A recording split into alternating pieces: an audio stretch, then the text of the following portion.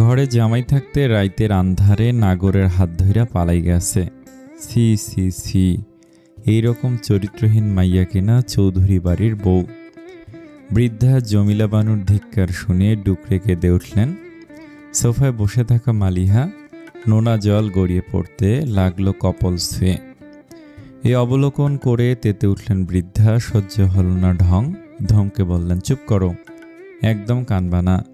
বাড়ির বউ পালাইছে, আপদ বিপদ হইছে, বিদায় হইছে, তুমি কেন কান্তাছ? মায়া কি জাদুটনা কইরা গেছে?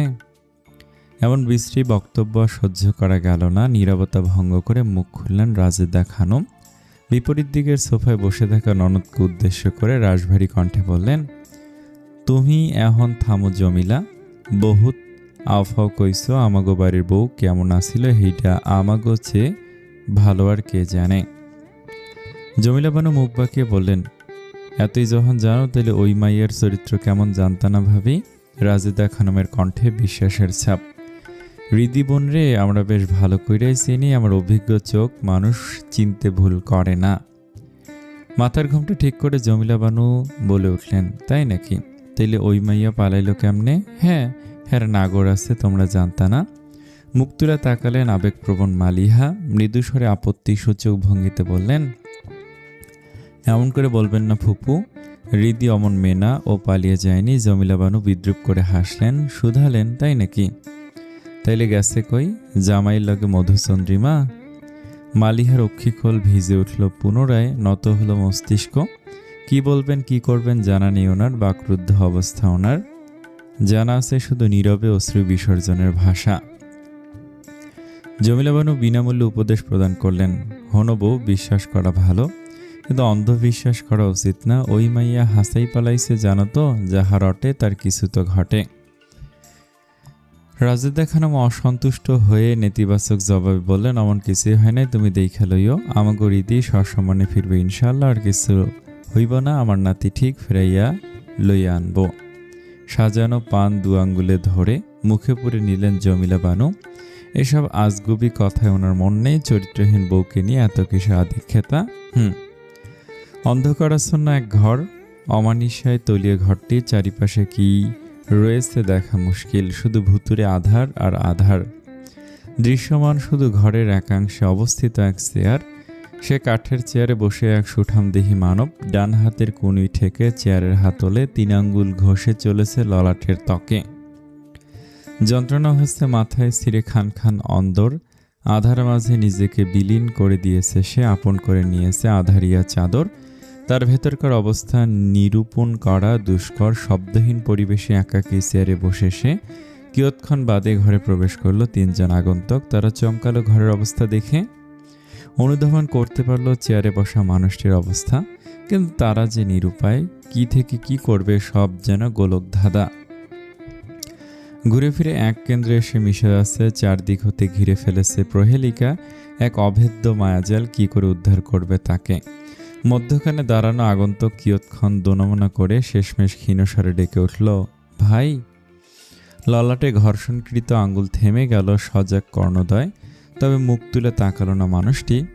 তরুণ আগন্তুক কোনরূপ প্রতিক্রিয়া না পেয়ে হতাশাজনক কণ্ঠে থেমে থেমে বললেন, ক্ষমা করে দেন ভাই, ভাবির এখনো কোনো খোঁজ পেলাম না, কোথায় যে আর বলা হলো না।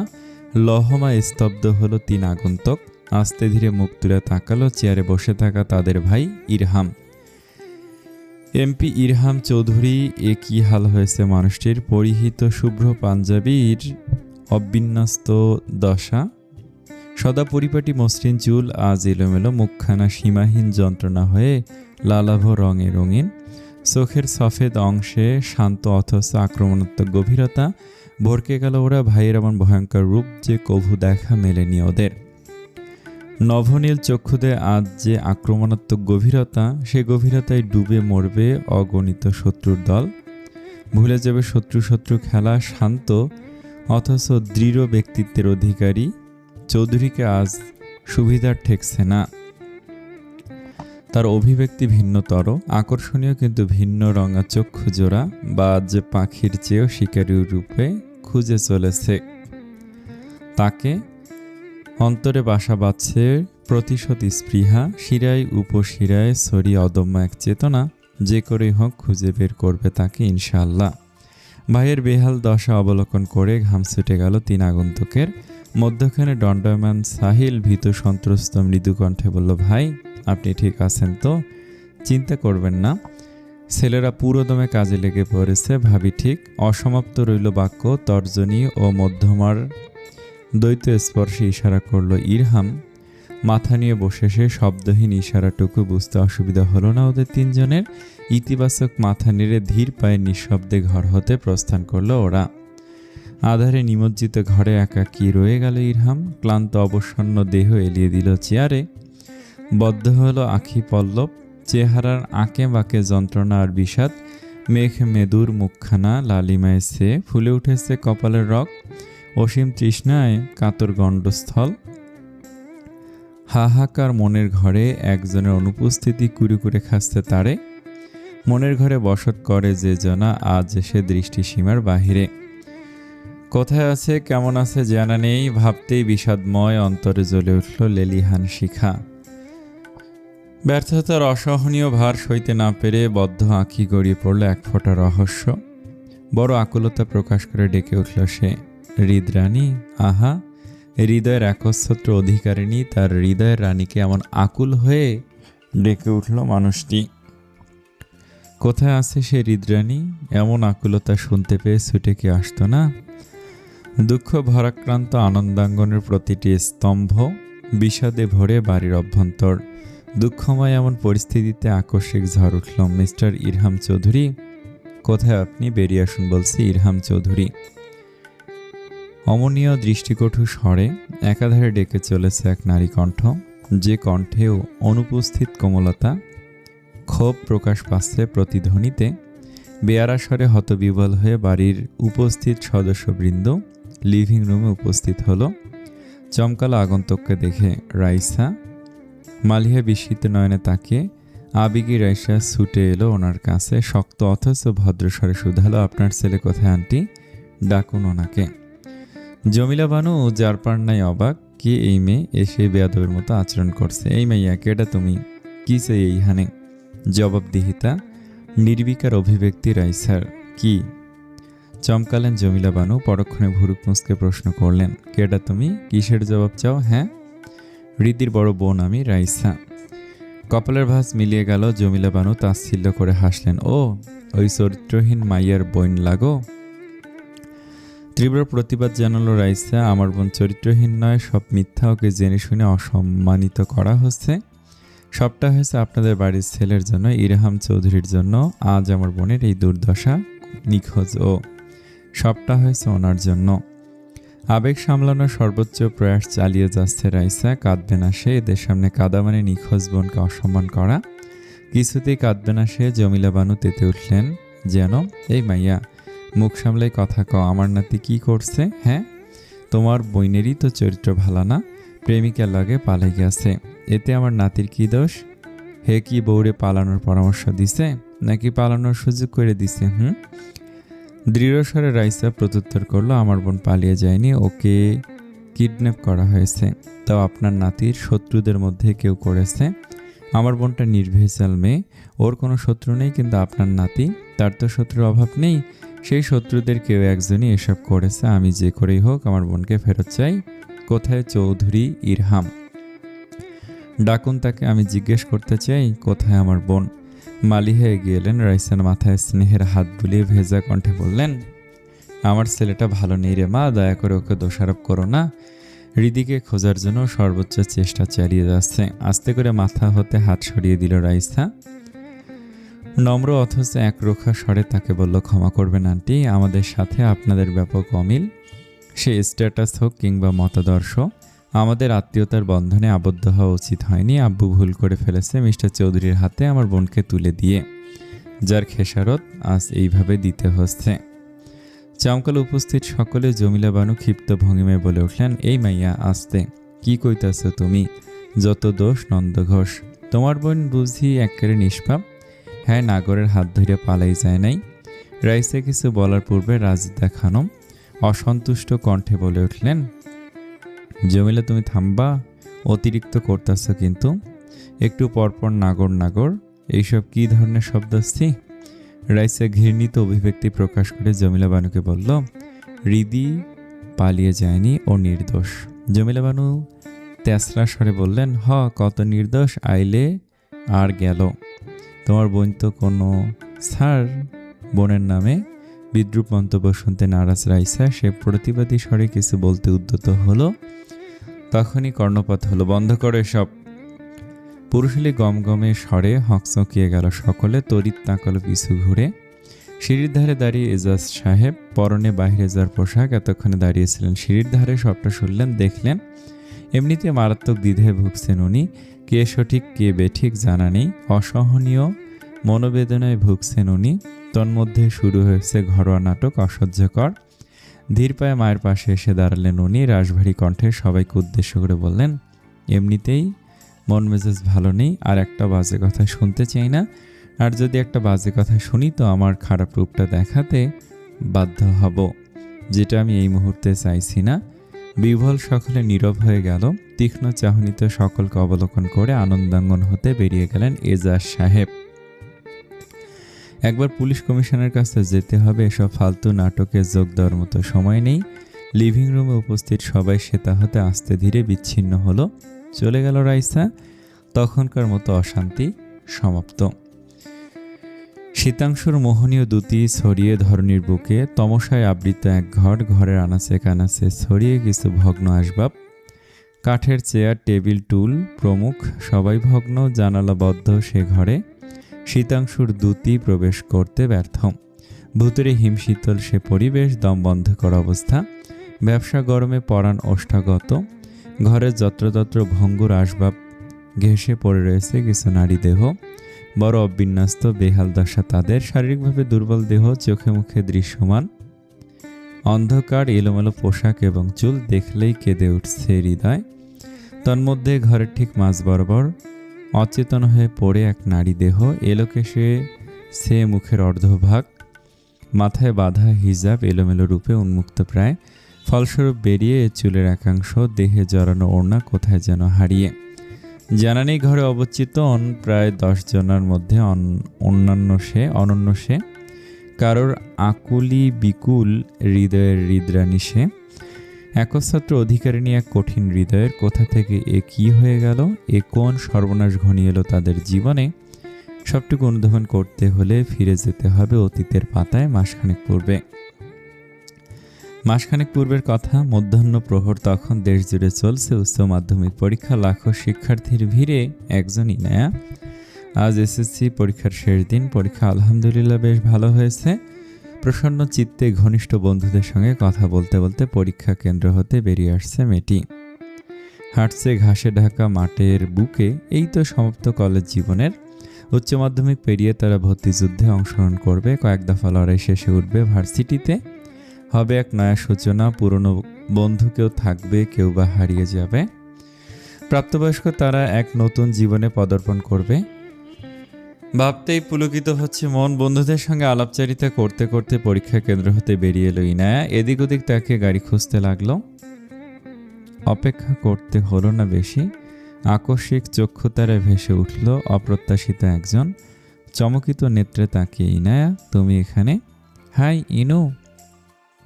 হাত নেড়ে দৃষ্টি আকর্ষণ করল মেয়েটি। অপ্রত্যাশিতভাবে ভাবিকে দেখে যথেষ্ট অবাক ইনায়া।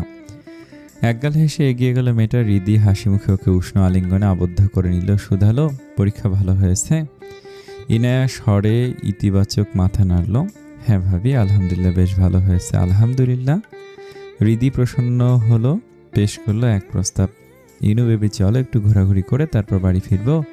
এতদিন পড়ালেখা করে করে দুর্বল হয়ে পড়েছ, এখন একটু তরতাজা হওয়া দরকার। ইনায়া হেসে আদুরে মুখ করে বলল, ঠিক আছে চলো, আগে কিছু খাবো তারপর ঘুরবো। ক্ষুধার জ্বালায় পেটে চচো করছে তো। এ বিষয়টি ভুলে গিয়েছিল। হৃদয় অপ্রস্তুত হয়ে বলল, হ্যাঁ চলো। ইস, আমিও না ভুলে গিয়েছিলাম। চলো তো, আগে ভোজন এরপর অন্য কিছু। ননদের হাত থেকে এক্সাম ফাইল নিল হৃদি। দুজনে অগ্রসর হলো রাস্তার এক পাশে অবস্থিত গাড়ির পানে। দিবাবসুর দীপ্তিতে উজ্জ্বল বসুন্ধরা। ড্রেসিং টেবিলের সম্মুখে দাঁড়িয়ে হৃদি হাতের নাগালে গুছিয়ে রাখছে স্বামীর প্রয়োজনীয় জিনিসপত্র। ওর পেছনে দাঁড়িয়ে এমপি মহাশয় চুলে চালনা করে চলেছে হেয়ার ব্রাশ। বাইরে যাওয়ার জন্য প্রস্তুত সে। হৃদি পিছু ঘুরে দাঁড়ালো, স্বামীর বাড়িয়ে দেওয়া হেয়ার ব্রাশটি রেখে দিয়ে বলল, এই যে আপনার সবকিছু গুছিয়ে রেখেছি। ইরহাম ওর পাশ কাটিয়ে সম্মুখে গেল। প্রয়োজনীয় টুকটাক জিনিসপত্র একবার অবলোকন করে পুরে নিল শুভ্র পাঞ্জাবির পকেটে, অতবার পিছু ঘুরল। ঈষৎ রসিকতার স্বরে বলল, সব দিলে না যে? হৃদি চমকালো, ড্রেসিং টেবিলের দিকে তাকে বলল, সবই তো দিয়েছি, কিছু বাদ পড়েনি তো। ইরহাম ধীর পায়ে এগিয়ে এলো, দাঁড়ালো নৈকট্যে। হৃদি অবাক বোঝার চেষ্টা করছে, হাবভাব বক্র হেসে মানুষটি স্বল্প ঝুঁকে গেল অর্ধাঙ্গীর পানে, ফিসফিসে বলল, বাদ পড়েছে তো? কি? সবই তো ঠিকঠাক দিয়েছি। জিজ্ঞাসু নয়নে তাকে হৃদি। বুস্টার দাওনি? হৃদি অবাক নেত্রে তাকে, বুস্টার? কিসের বুস্টার? আপনি কি আমার সঙ্গে রসিকতা করছেন? ছোট চোখে তাকে মেয়েটি ইরহাম তা অবলোকন করে মোহনীয় হাসল, কপালে কপাল ঠেকে গেল। মুগ্ধ নয়নে সে হাস্য আভা অতি সন্নিকটে উপভোগ করে চলেছে মেয়েটি। মানুষটি দুষ্টু স্বরে বলল, লম্বা সময়ের জন্য বাইরে থাকবো, এনার্জি বুস্টার দেবে না? কিসের অসম্পূর্ণ রয়ে গেল প্রশ্নটি। লহমায় স্বামীর সুমিষ্ট বন্দিত্বে আটক হলো হৃদি। মানুষটি শক্তপোক্ত দুহাতে নিজের সামনে আগলে নিল সঙ্গিনীকে। গাঢ় হলো আর্দ্র ছোঁয়ার রং তুলি, আবেশে মুদিত হলো দুজনের আঁখি পল্লব। কিয়ৎক্ষণ পর মিলল যুক্তি বা মুক্তি, শ্বাস প্রশ্বাসের গতিবেগ দ্রুততর। প্রিয়তমার কপলে লেপ্টে থাকা লজ্জালু আভাটুকু বিমোহিত নয়নে উপভোগ করলো ইরহাম। তবে তা স্থায়ী হলো না, যেতে হবে এবার, অন্যথায় দেরি হয়ে যাবে। ললাটে ওষ্ঠাধর সে মৃদু স্বরে বলল, আসছি, আসসালামু আলাইকুম। লাজিক কন্যা স্বামীর পানে এক ঝলক তাকে ক্ষীণস্বরে সালামের জবাব দিল, ওয়ালাইকুম আসসালাম। সাবধানে থাকবেন। মাথা নাড়িয়ে প্রস্থান করল ইরহাম। মনে মনে মহান রবের নিকট স্বামীর সুস্থতা ও সফলতা প্রার্থনা করল হৃদি। আনন্দাঙ্গনের লিভিং রুমে বিদ্যমান গাম্ভীর্য। ইরহাম ব্যতীত সকলে বসে সোফায়। এজাজ সাহেব কিছু বলবেন, সকলে অধীর আগ্রহে অপেক্ষায় তা শোনার জন্য। হৃদির বাম পাশে বসে ইনায়া সকলের অলক্ষ্যে ফিসফিসিয়ে ভাবিকে প্রশ্ন করল, ভাবি আব্বু হঠাৎ জরুরি তরফ করলো কেন? কি বলবে কিছু আন্দাজ করতে পারছো কি? হৃদি ডান হাতের ইশারায় নেতিবাচক জবাব দিল। ভাবুক হয়ে ননদ ভাবি যুগল ভাবতে লাগলো, কি বলবেন উনি, কিসের জন্য তলব। অবশেষে নীরবতা ভঙ্গ করে এজাজ সাহেব গলা খাকারি দিয়ে সকলের দৃষ্টি আকর্ষণ করলেন। সবাই উৎসুক নয়নে তাকে। সবাইকে ডেকে পাঠিয়েছি কারণ বিষয়টা গুরুত্বপূর্ণ, সবার জানা উচিত। রাজেদা খানম চিন্তিত বদনে প্রশ্ন করে বসলেন, কি হয়েছে, কোনো সমস্যা? মালিহাও চিন্তাগ্রস্ত হয়ে পড়লেন, কোনো সমস্যা হয়েছে কি? উনি এমন থমকে যাচ্ছেন কেন? এজাজ সাহেব মৃদু স্বরে বললেন, তেমন কিছু নয়, আসলে বিষয়টা ইনুকে নিয়ে। নিজের নাম শুনে হকচকিয়ে গেল ইনায়া। ভীতু সন্ত্রস্ত ভাব কাটিয়ে তারপর আষ্টে পৃষ্ঠে বলল, আব্বু এমন করে বলছো কেন? সে কি রাহি ভাইয়া বিষয়ক কিছু টের পেয়ে গেছে, নাকি রাহি ভাইয়া নিজেই বিচার দিয়েছে? বেশ ঘাবড়ে গেল কিশোরী কন্যা। হৃদি তা লক্ষ্য করে চমকালো বেশ। ইনায়া এত ভয় পাচ্ছে কেন? কি হয়েছে ওর? Any problem? মালিহা কোমল কণ্ঠে স্বামীকে বললেন, ইনু কি হয়েছে পুরোটা বলো, আমরা শুনছি। ইনুর জন্য খুব ভালো একটা সম্বন্ধ এসেছে শিকদার ফ্যামিলি থেকে। উপস্থিত সকলে হতবিহ্বল হলো। চক্ষু চরক গাছ ইনুর। তার বিয়ের জন্য সম্বন্ধ এসেছে। মালিহা বিস্ময় প্রকাশ করে বলে উঠলেন, এসব কি বলছো? মাত্র 2 সপ্তাহ হলো ওর এইচএসসি শেষ হয়েছে, এত তাড়াতাড়ি বিয়ে? এজাজ সাহেব মেয়ের পানে এক পলক তাকে স্ত্রীকে বললেন, তুমি খুব ভালো করেই জানো এত ছোট মেয়েকে বিয়ে দেওয়ার কোনো ইচ্ছা আমার নেই। আমি ওনাদের তাই বলেছি, তবে মিস্টার শিকদার খুব করে বলেছেন। ইনুকে ওনাদের বেশ পছন্দ হয়েছে। আমাদের লাস্ট পার্টিতে ওকে দেখেছে। ওনারাও এত ছোট মেয়েকে দিয়ে সংসার ধর্ম করাবেন না বলেছেন। আপাতত এঙ্গেজমেন্ট কিংবা আকদ করিয়ে রাখতে চাইছেন। বছর 3-4 পর আনুষ্ঠানিকভাবে তুলে নেবেন। উপস্থিত সকলে হতবাক। এজাজ সাহেব এসব কি বলছেন? মনোবেদনায় পীড়িত কিশোরী দ্রুত পায়ে লিভিং রুম হতে প্রস্থান করল। সিঁড়ি বেয়ে উঠে গেল দোতলায়। হৃদি সেদিক হতে দৃষ্টি সরিয়ে শ্বশুরকে নম্র স্বরে বলল, পাপা তোমাদের কথার মাঝে ইন্টারফেয়ার করার জন্য ক্ষমা চাইছি। ইনু এখনো বেশ ছোট, সবে এইচএসসি দিয়েছে, ভর্তি পরীক্ষা অবধি দেয়নি। তুমি কি ওনাদের প্রস্তাবে রাজি হয়ে গেছো? আমি এখনো কোনো সিদ্ধান্ত নিইনি, ভাবছি দেখি কি করা যায়। রাজেদা খানম কাট স্বরে বললেন, বিয়ে দেওয়ার লাইগা হারা জীবন পইরা আছে, ছোট মাইয়ে বিয়ে দেওয়ানোর দরকার নাই, হ্যাঁ গো মানা কইরা দে। মালিহা দুশ্চিন্তায় পড়ে গেলেন। নিষ্পলক তাকিয়ে রইলেন, স্বামীর পানে বোঝার চেষ্টা করছেন কি চলেছে ওনার মনে। বরাবরের মতো ব্যর্থ হলেন, চিন্তার শিকল বেঁধে ফেলল ওনায় কি হতে চলেছে এবার। দিন কয়েক পরের কথা, নৈশভোজ সেরে বাড়ির প্রাঙ্গণে দাঁড়িয়ে মানুষটি পরনে নীলাভ টি শার্ট এবং কৃষ্ণবর্ণ ট্রাউজারের পকেটে দুহাত গলিয়ে প্রকৃতি বিলাসে মগ্ন সে। সুঠাম দেহে আটোসাটো টি শার্টটি, গভীর ভাবনায় মশগুল সে। কিয়ৎক্ষণ বাদে ভাবনার ছেদ পড়ল। পেছনে কারোর উপস্থিতি অনুধাবন করতে পারল ইরহাম। পিছু ঘুরে তাকালো, চোখের পর্দায় দৃশ্যমান হলো বাবার অবয়ব। এজাজ সাহেব গম্ভীর মুখে বেতের সিঙ্গেল সোফায় বসলেন। পকেট হতে হাত বের করলো মানুষটি, ধীর পেয়ে গেল। বিপরীত দিকের সোফায় বসল সে। বেতের তৈরি সেন্টার টেবিলের উপর রাখা টি পট, চায়ের কাপ, সুগার পট। সুদীক্ষ হাতে টি পট হতে চায়ের কাপে চা ঢেলে নিল ইরহাম। 2 কাপে চা ঢেলে নিল, পূর্বের জায়গায় রেখে দিল টি পট। সুগার পট হতে দুজনের পছন্দ মতো চিনি নিয়ে চায়ে মিশিয়ে নিল। টি স্পুন রাখলো যথাস্থানে। অতঃপর বাবার পানে 1 কাপ চা বাড়িয়ে দিল। এজাজ সাহেব এতক্ষণ চমকিত নেত্রে সবটা দেখছিলেন। পিতাপুত্রের এমন মুহূর্ত এ প্রথমবার উদিত হলো বুঝি। পুত্রের হাত থেকে চায়ের কাপ নিলেন উনি। ইরহাম 1 কাপ চা নিয়ে আয়েশ করে বসলো। ধোয়া ওঠা গরম কাপে চেপে ধরল ওষ্ঠ। পূর্ণ দৃষ্টিতে তাকালো বাবার পাশে। উনিও চা পান করছেন। নীরবতা ভেদ করে ইরহাম প্রথমে কথা বলল। ইনুর বিয়ে দিতে চাইছ? শি ইজ অনলি 18, এখনই শ্বশুরবাড়ি পাঠাচ্ছি না। একরোখা জবাবে অপ্রসন্ন হলে ইরহাম। গরম গরম চায়ের কাপ তখনও হাতে, গম্ভীর স্বরে বলল, এই তো আমি এই মুহূর্তে বোনের বিয়ে দিতে ইচ্ছুক নই। এজাজ সাহেব চায়ে চুমুক দিয়ে বললেন, ভাইয়ের আগে বাবার অধিকার। ইরহাম তেসরা হাসালে, বাবা তুমি বাবা হও। চায়ে চুমুক দিতে গিয়েও থেমে গেলেন উনি। অসন্তুষ্ট কণ্ঠে শুধালেন, কেন সন্দেহ আমি তোমাদের বাবা নই? আসলে জন্ম দিলেই তো বাবা হওয়া যায় না, কিছু রেসপন্সিবিলিটি থাকে, সেগুলো তো আর তুমি থাক। এসব কথা মিস্টার শিকদারকে মানা করে দিও, ইনুকে ও বাড়ি দিচ্ছি না। চায়ের কাপে চুমুক বসালে ইরহাম। এজাজ সাহেব তৎক্ষণাৎ অসম্মতি প্রকাশ করলেন। ভাবনা চিন্তা করেই ভালো সিদ্ধান্ত নিয়েছি, ইনু ও বাড়িতে খুব ভালো থাকবে। জুনায়েদ ওয়েল স্টেবল ছেলে, উচ্চশিক্ষিত, বাবার বিজনেসে জয়েন করেছে গত বছর। দেখতে শুনতে ভালো, আর কি চাই? ভালো ছেলে বলেই যে আমার বোন ভালো থাকবে এমনটা নয়। আমি চাইছি না এই মুহূর্তে বিয়ে শাদী নামক কোনো ঝামেলায় জড়াক। এখন ভার্সিটির জন্য প্রিপারেশন নিচ্ছে, সেটাই করুক, অন্য কিছু নয়। এজাজ সাহেব গম্ভীর স্বরে বললেন, তোমার কথা মতো সব হবে নাকি? চায়ের কাপে শেষ চুমুক বসিয়ে উঠে দাঁড়ালো ইরহাম। টি শার্ট বিন্যস্ত করতে করতে বলল, সময় বলে দেবে, আসছি। এক মুহূর্ত দাঁড়ালো না ইরহাম, প্রস্থান করলো সেটা হতে। অসন্তোষ প্রকাশ পাচ্ছে এজাজ সাহেবের মুখশ্রীতে। পুত্র ওনার এমন হলো কেন? ঘড়ির কাঁটা এখন 11টার কাছাকাছি। গৃহকর্ম সম্পাদনের পাশাপাশি ছেলের সঙ্গে ফোন আলাপে লিপ্ত পল্লবী। মোবাইল রেখা সেন্টার টেবিলের কাঁচের আবরণে লাউড স্পিকার দেয়া। পল্লবী ঘরদোর সাফ করার পাশাপাশি কথা বলছেন। হ্যাঁ রে বাবা, ঠিকমতো খাওয়া দাওয়া করছিস তো? দিন দিন কেমন শুকিয়ে যাচ্ছিস।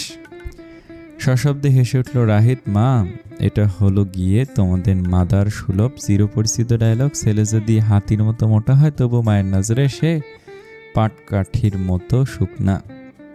যত সব বাজে কথা। মৃদু ধমকে উঠলেন উনি।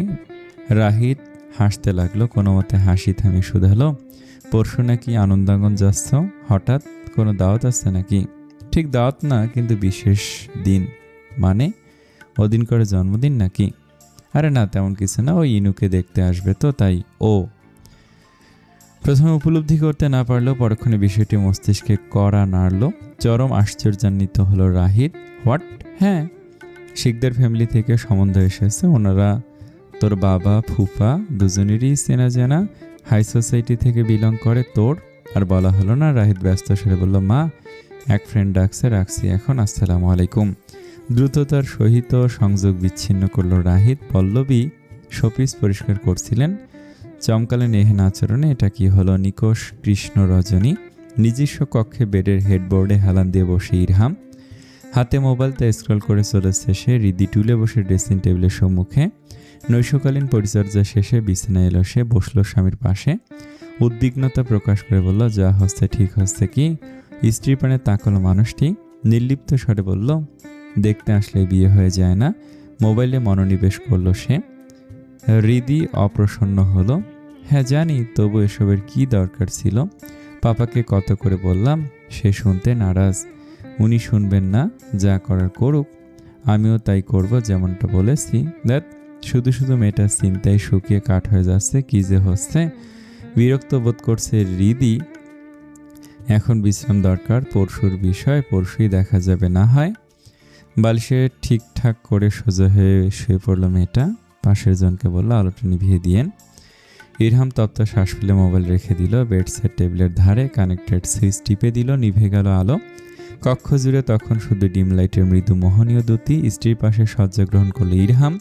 সময় এখন নিদ্রার রাজ্যে তলিয়ে যাওয়ার। এমনিতেই পারিবারিক চিন্তায় মশগুল হৃদি। তন্মধ্যে ভার্সিটিতে ঘটে গেল এক অভাবনীয় কাণ্ড। সীমাহীন মুসিবতে ফেসে গেল মেয়েটি। এসব কি হচ্ছে? ঘটনাস্থলের নিয়ন্ত্রণ এখন পুলিশের হাতে। পুরো জায়গাটি তারা ঘিরে ফেলেছে। ক্রাইম স্পটে এখন সর্বসাধারণের প্রবেশ নিষেধ। ভার্সিটির পেছন দিক দিয়ে শুনশান নীরব স্থান এটি।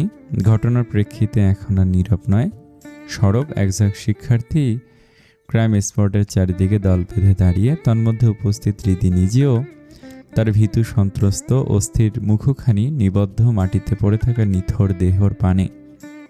সেই ছেলেটি যাকে মাঝে মধ্যে দেখতে পেত সে দুবার তো কেমন সন্দেহজনক পরিস্থিতিতে দেখতে পেয়েছিল। জুনিয়র ছেলেটা সবে প্রথম বর্ষে পড়ছিল। এর মধ্যেই ওপরওয়ালার ডাক চলে এলো। একই স্বাভাবিক মৃত্যু নাকি অপমৃত্যু? কি করে মৃত্যু হলো এর? বৃহদাকার এক বটবৃক্ষের নিচে পড়ে রয়েছে দেহটি। পাশে ফরেনসিক বিভাগের সদস্যবৃন্দ প্রমাণ জোগাড় করতে ব্যস্ত। শার্ট ও জিন্স প্যান্ট পরনে মৃত ছেলেটির। এলোমেলো চুল, পোশাকের যত্রতত্র লেপ্টে ধুলোকণা। বড় ম্লান মুখখানা শুকিয়ে এতটুকুতে পরিণত হয়েছে যেন হৃদি অনুভব করতে পারছে তার হৃদস্পন্দনের গতি স্বাভাবিক নয়। ভেতরে কম্পন সৃষ্টি হচ্ছে, ঝিমঝিম করছে মাথা, টলে উঠছে পদযুগল। এক সমুদ্র পানি পান করবার মতো তৃষ্ণায় কাতর সে। বিন্দু বিন্দু ঘাম চিবুক গড়িয়ে গ্রীবায় নেমে আসছে, ঝাপসা হয়ে আসছে নেত্রজোড়া। প্রথমবারের মতো এত কাছ থেকে মৃতদেহ দেখে সে কি চেতনা হারাতে চলেছে? ঘাবড়ে গেল মেয়েটি। সংখ্যায় পড়ে গেল আশপাশে। ঝাপসা নয়নে তাকালো। বন্ধুরা ওই তো ওপাশে দাঁড়িয়ে লাশের কাছাকাছি। আচ্ছা, সে ডাকলে কি ওরা শুনতে পাবে? ওকে সবল হতে সহায়তা করবে বোধহয়। দূর হতে ডাক শুনতে পাবে না। তাহলে কি করবে ও? একাকী এখান থেকে প্রস্থান করবে। আর পারা যাচ্ছে না। যে কোনো দুর্বল মুহূর্তে দুর্বল হয়ে পড়বে বুঝি। নিরাপদ অবস্থানে চলে যাওয়া উচিত। যেইভাবে সেই কাজ। আস্তে ধীরে ভিড় হতে বেরিয়ে এলো হৃদি। দুর্বল পায়ে হাঁটতে লাগলো। বেশি দূর যেতে পারলো না। ধাপ করে বসে পড়লো এক বৃক্ষ তলে। ব্যস্ত হাতে কাঁধে থাকা ব্যাগটি কোলে রাখলো। ব্যাগ খুলে বের করলো পানির বোতল। অল্প পানি অবশিষ্ট রয়েছে। দ্রুত বোতলের সিপি খুলে ফেললো মেয়েটি। অসীম তৃষ্ণায় কাতর সে। ঢকঢক করে পুরোটা পানি একসাথে পান করে ফেললো। তবুও মিলল না তৃষ্ণা। শরীরটা বড্ড খারাপ লাগছে। আস্তে ধীরে বোতলের সিপি আটকে ফেললো। কোলে থাকা ব্যাগের ওপর পড়ে গেল বোতল। হৃদি ওড়নায় একাংশ দিয়ে মুখে লেপ্টে থাকা শ্বেত জল মুছে নিচ্ছে। বেশ ঘাম ছুটছে। এভাবে হবে না। ওড়না নোংরা হয়ে যাচ্ছে। কম্পিত হাতে ব্যাগ হতে রুমাল বের করলো সে। রুমালের কোমল স্পর্শে যেই না শ্বেত জল মুছে নেবে অমনি চমকালো। কিছুটা দূরে মাটিতে পড়ে রয়েছে এক টুকরো কাগজ। মৃদুমন্দ হাওয়ায় নড়ছে তা। এমন নিরালায় নতুন চকচকে কাগজ পড়ে থাকতে দেখে কেমন কৌতূহল জন্ম নিল। মুহূর্তের মধ্যে ভুলে গেল দুর্বলতা। কোলে থাকা ব্যাগটি বা পাশে রাখলো। মাটিতে পড়ে গেল বোতল। আস্তে ধীরে উঠে দাঁড়ালো। স্লথ পায়ে অগ্রসর হতে লাগলো কাগজটির পানি। এই জায়গাটি নীরব। সাধারণত তেমন কেউ এখানে আসে না। স্বাভাবিকভাবেই এখানে ময়লা উচ্ছিষ্ট কিংবা পুরনো দলা পাকানো কাগজের দেখা মেলে। তাহলে এই নতুন চকচকে কাগজের টুকরো কি করছে এখানে, তাও আবার আজকের দিনে? মৃতদেহ এত কাছাকাছি। এলোমেলো ভাবনা চিন্তা করে গন্তব্যে পৌঁছে গেল মেয়েটি। আস্তে ধীরে হাঁটু গেড়ে বসলো। তীক্ষ্ণ চোখে দেখতে লাগলো। কাগজটি হালকা দলা পাকানো। মুঠোবন্দি ছিল কি? কৌতূহলবশত কাগজটি হাতে নিতে গিয়েও থমকালো হৃদি। তার ভেতরকার সত্তা সাবধানী বাণী স্মরণ করিয়ে দিল। অসংখ্য সাসপেন্স থ্রিলার মুভি দেখা হৃদি সাবধানতা অবলম্বন করাই শ্রেয় মনে করলো। কিভাবে হাতের বদলে রুমাল দিয়ে স্পর্শ করলো কাগজটি। সতর্ক ভঙ্গিতে দুহাত দিয়ে কাগজটি মেলে ধরে ব্যস্ত, ঠিক তখনই বেজে উঠল তার মোবাইলের রিংটন। শুনশান স্থানে আকস্মিক রিংটনের ধ্বনিতে যথেষ্ট ভয় পেল মেয়েটি। এদিক ওদিক তাকিয়ে বুকে ফু দিয়ে নিজেকে শান্ত করলো। কেমন ভুতুরে কাণ্ড। কাগজটি আর খুলে দেখা হলো না। রুমালে বন্দি কাগজ নিয়ে উঠে দাঁড়ালো রিদি। পা বাড়ালো বৃক্ষতলে ব্যাগের কাছে। বাড়িতে গিয়ে না হয় ধীরে সুস্থে দেখবে, তাড়াহুড়োর দরকার নেই। হতেই পারে কাগজটি গুরুত্বপূর্ণ, ভালো মতো নিরীক্ষা করা দরকার। সামান্য এক টুকরো কাগজ নিজের সঙ্গে নিয়ে তো নিল মেয়েটি। স্বেচ্ছায় নিজের বিপদ নিজে ডেকে আনলো না তো আবার। সন্ধ্যাকালীন প্রহর তখন আরশির সম্মুখে দাঁড়িয়ে মিসেস চৌধুরী, পরনে তার ব্লাশ পিচরঙা পাকিস্তানি ডিজাইনের জর্জেট সালোয়ার কামিজ। কামিজের আবরণে আকর্ষণীয় কারুকাজ, মুখশ্রীতে কৃত্রিম প্রসাধনীর হালকা প্রলেপ, কারুকার্য খচিত দোপাট্টা ছেড়ে রাখা বা কাঁধে। একাকী বকবক করতে করতে মানানসই হিজাব বেঁধে নিচ্ছে সে। আজকের এই আয়োজন সম্পূর্ণ তার অপছন্দনীয়। কি দরকার ছিল সব করার? কত করে বলল পাপা মহাশয়, শুনলেই না। বিরক্ত হয়ে হিজাব পিন গেঁথে নিতে সমস্যা হচ্ছে। তখনই কর্ণপাত হলো। ছটফট না করে যা করছো তাতে মনোযোগ দাও, না হলে পিনের গুঁতো খাবে নিশ্চিত। হিজাবে পিন গেঁথে পেছনে ঘুরে দাঁড়ালো রিদি। কটমট করে বলল, খেলো খাবো, কোনো অসুবিধা? ইরহাম শব্দহীন হাসলো। বুঝতে পারছে ননদের শোকে বউ তার খ্যাপা ষাঁড়ে পরিণত হয়েছে। একে লাল কাপড় না দেখিয়ে শান্ত করা দরকার। চোখে রিমলে চশমা পরে নিকটে এসে দাঁড়ালো ইরহাম। রিদি নিজের হিজাব ঠিকঠাক করে সে মুহূর্তে পিছু ঘুরে দাঁড়ালো। মানুষটি শান্ত নয়নে অর্ধাঙ্গীর পানে তাকে রইল কয়েক পল। স্বয়ংক্রিয়ভাবে সে শান্ত নিবিড় নয়ন জোড়া মেয়েটিকে সম্মোহিত করে ফেলল। ধীরে ধীরে হ্রাস পেল তেজস্বী ভাব। ফিরে এলো কোমলতা। আস্তে করে দৃষ্টি নত করে ফেলল রিদি। নম্রস্বরে বলল, এসবের কি দরকার ছিল ইরহাম? ইনু মোটেও খুশি নয়। মেয়েটার মুখ শুকিয়ে এতটুকু হয়ে গেছে। ভয়ে নিজে থেকে পাপাকে কিছু বলতে পারছে না। চুপচাপ টলারেট করে যাচ্ছে, কাঁদছে অবধি। ও তো অসম্পূর্ণ রয়ে গেল বাক্য। ইরহাম বলে উঠল, শান্ত হ রিদি, একটু ভরসা রাখো, ইনশাল্লাহ যা হবে ভালোই হবে। আমি জেনে শুনে আমার বোনকে আগুনে ফেলবো না, সে বিশ্বাস আছে তো আমার ওপর। ইতিবাচক মাথা নাড়ল রিদি। হ্যাঁ, স্বামীর উপর তার বিশ্বাস আছে। সামান্য ইতিবাচক সম্মতিতে বেশ প্রসন্ন হলো হৃদয়। ইরহাম মুচকে এসে বলল, ব্যাস এটাই চাই, একটু ধৈর্য ধরো, সব ঠিক হয়ে যাবে। দেখতে আসলে বিয়ে হয়ে যায় না? এবার তাহলে চলুন, ওনারা এই এলো বলে। এ বলে পিছু ঘুরে দাঁড়ালো রিদি। কক্ষ হতে প্রস্থান করতে উদ্যত হতেই সহসা বাধাপ্রাপ্ত হলো। চমকালো সে। না দেখেও বলে দিতে পারবে এ বাধা প্রদানকারী অন্য কেউ নয়, তার মনোরাজ্যের একমাত্র অধিপতি, তার হৃদয়ের রাজা। আলতো এ স্পর্শে লালাভ রং মেখে গেল রমণীর কপলদয়ে। পিছু ঘুরে তাকাতে ব্যর্থ। লহমায় এক জোরালো আকর্ষণ। প্রশস্ত শক্তপোক্ত বক্ষ পটে আশ্রে পড়ল কোমল কায়া। ধক করে উঠল বক্ষ পিঞ্জরের অন্তরালে লুকায়িত হৃদযন্ত্রটি। শ্বাস প্রশ্বাসের গতিবেগ দ্রুততর। পুরুষালী দুটো হাতের বেষ্টনীতে বন্দী সে। দুজনের মধ্যকার ব্যবধান প্রায় শূন্যের কোঠায়। মুখশ্রীতে আঁকিবুকি করে চলেছে তপ্ত শ্বাস। শিরশিরানি অনুভূত হচ্ছে রন্ধ্রে রন্ধ্রে। মুদিত হয়ে আসছে নেত্রপল্লব। রিমলেস চশমার আড়ালে থাকা চক্ষুদয়ে তখন সীমাহীন মুগ্ধতা। অপলক নেত্রে তাকে স্ত্রীর পানে জাগতিক হুঁশ হারিয়ে সে মগ্ন হৃদয় রানীতে। স্বামীর চোখে মুখে মুগ্ধতার রেশ ঠিক অনুধাবন করতে পারল হৃদি। লাজে রাঙা কপল আরো রক্তিম হলো, কম্পিত অধরষ্ট। প্রেমিক পুরুষটির হৃদয়ে তখন উদ্দাম প্রেমের আলোড়ন। নিজেকে সামাল দেওয়া হয়ে উঠল দুঃসাধ্য। নির্মেদ কোটি দৃঢ় বন্ধনে আবদ্ধ করে স্বল্প ঝুঁকে গেল অর্ধাঙ্গীর পানে। অতি সন্নিকটে স্বামীর উপস্থিতিতে শিউরে উঠল মেয়েটি। হিল্লোল আশ্রয়ে পড়ল মানসপটে। লাজুক নয়নে স্থির হলো নেশাতুর নয়ন জোড়া। একটু একটু করে ঘুষে গেল মধ্যকার সর্বশেষ ব্যবধান। ওষ্ঠ ঠেকল সঙ্গিনীর শ্রবণেন্দ্রিয়ে। মোহাচ্ছন্ন স্বরে আওড়ালো, আমার হৃদরানী, কৃপা করে এ অধমকে আপনার হৃদ রাজ্যে একটুখানি প্রবেশ অধিকারের সুযোগ দিন। আমৃত্যু কৃতজ্ঞ রইবে এ বান্দা। অবর্ণনীয় মাদকতায় আচ্ছন্ন এ শব্দগুচ্ছ লহমায় মোহগ্রস্ত হলো মেয়েটি। আবেগী অশ্রু জমায়েত হলো নেত্রকোণে। পেলব দু হাতে আঁকড়ে ধরল প্রশস্ত পৃষ্ঠ। মিশে গেল একান্ত জনে শনে। ধীরলয়ে কাছে এলো তারা। অদূরবর্তী দুজনের ওষ্ঠাধর। একান্ত এ মুহূর্তে আকস্মিক বাধা। একজন গৃহ পরিচারিকা দাঁড়িয়ে দরজার ও পাশে অতিথিরা এসে পড়েছে, ওদের ডাক পড়েছে। তড়িৎ একে অপরের হতে ছিটকে দূরে সরে গেল দুজনে। এখনো বিদ্যমান ঘোর ঘন শ্বাস ফেলে নিজেকে সামলাতে ব্যস্ত রমণী। ইরহাম কোনো মতে নিজেকে ধাতস্থ করে পরিচারিকা বিদায় করলো। এক পলক স্ত্রীর পানে তাকে মুচকি হেসে প্রস্থান করলো কক্ষ হতে। লাজুক হেসে দৃষ্টি সরিয়ে নিল হৃদি। শিকদার ফ্যামিলি হতে এসেছে মিনিট 20 হবে।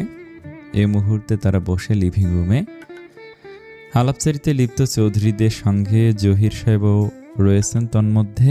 ইরহাম চৌধুরী বসে সিঙ্গেল সোফায় দুহাত ঠেকে সোফার 2 হাতল নিরুদ্বেগ ভঙ্গিতে বসে তীক্ষ্ণ চাহনিতে অবলোকন করে চলেছে আগত অতিথিদের। প্রত্যেককে মেপে নিচ্ছে চোখের মাপ কাঠিতে।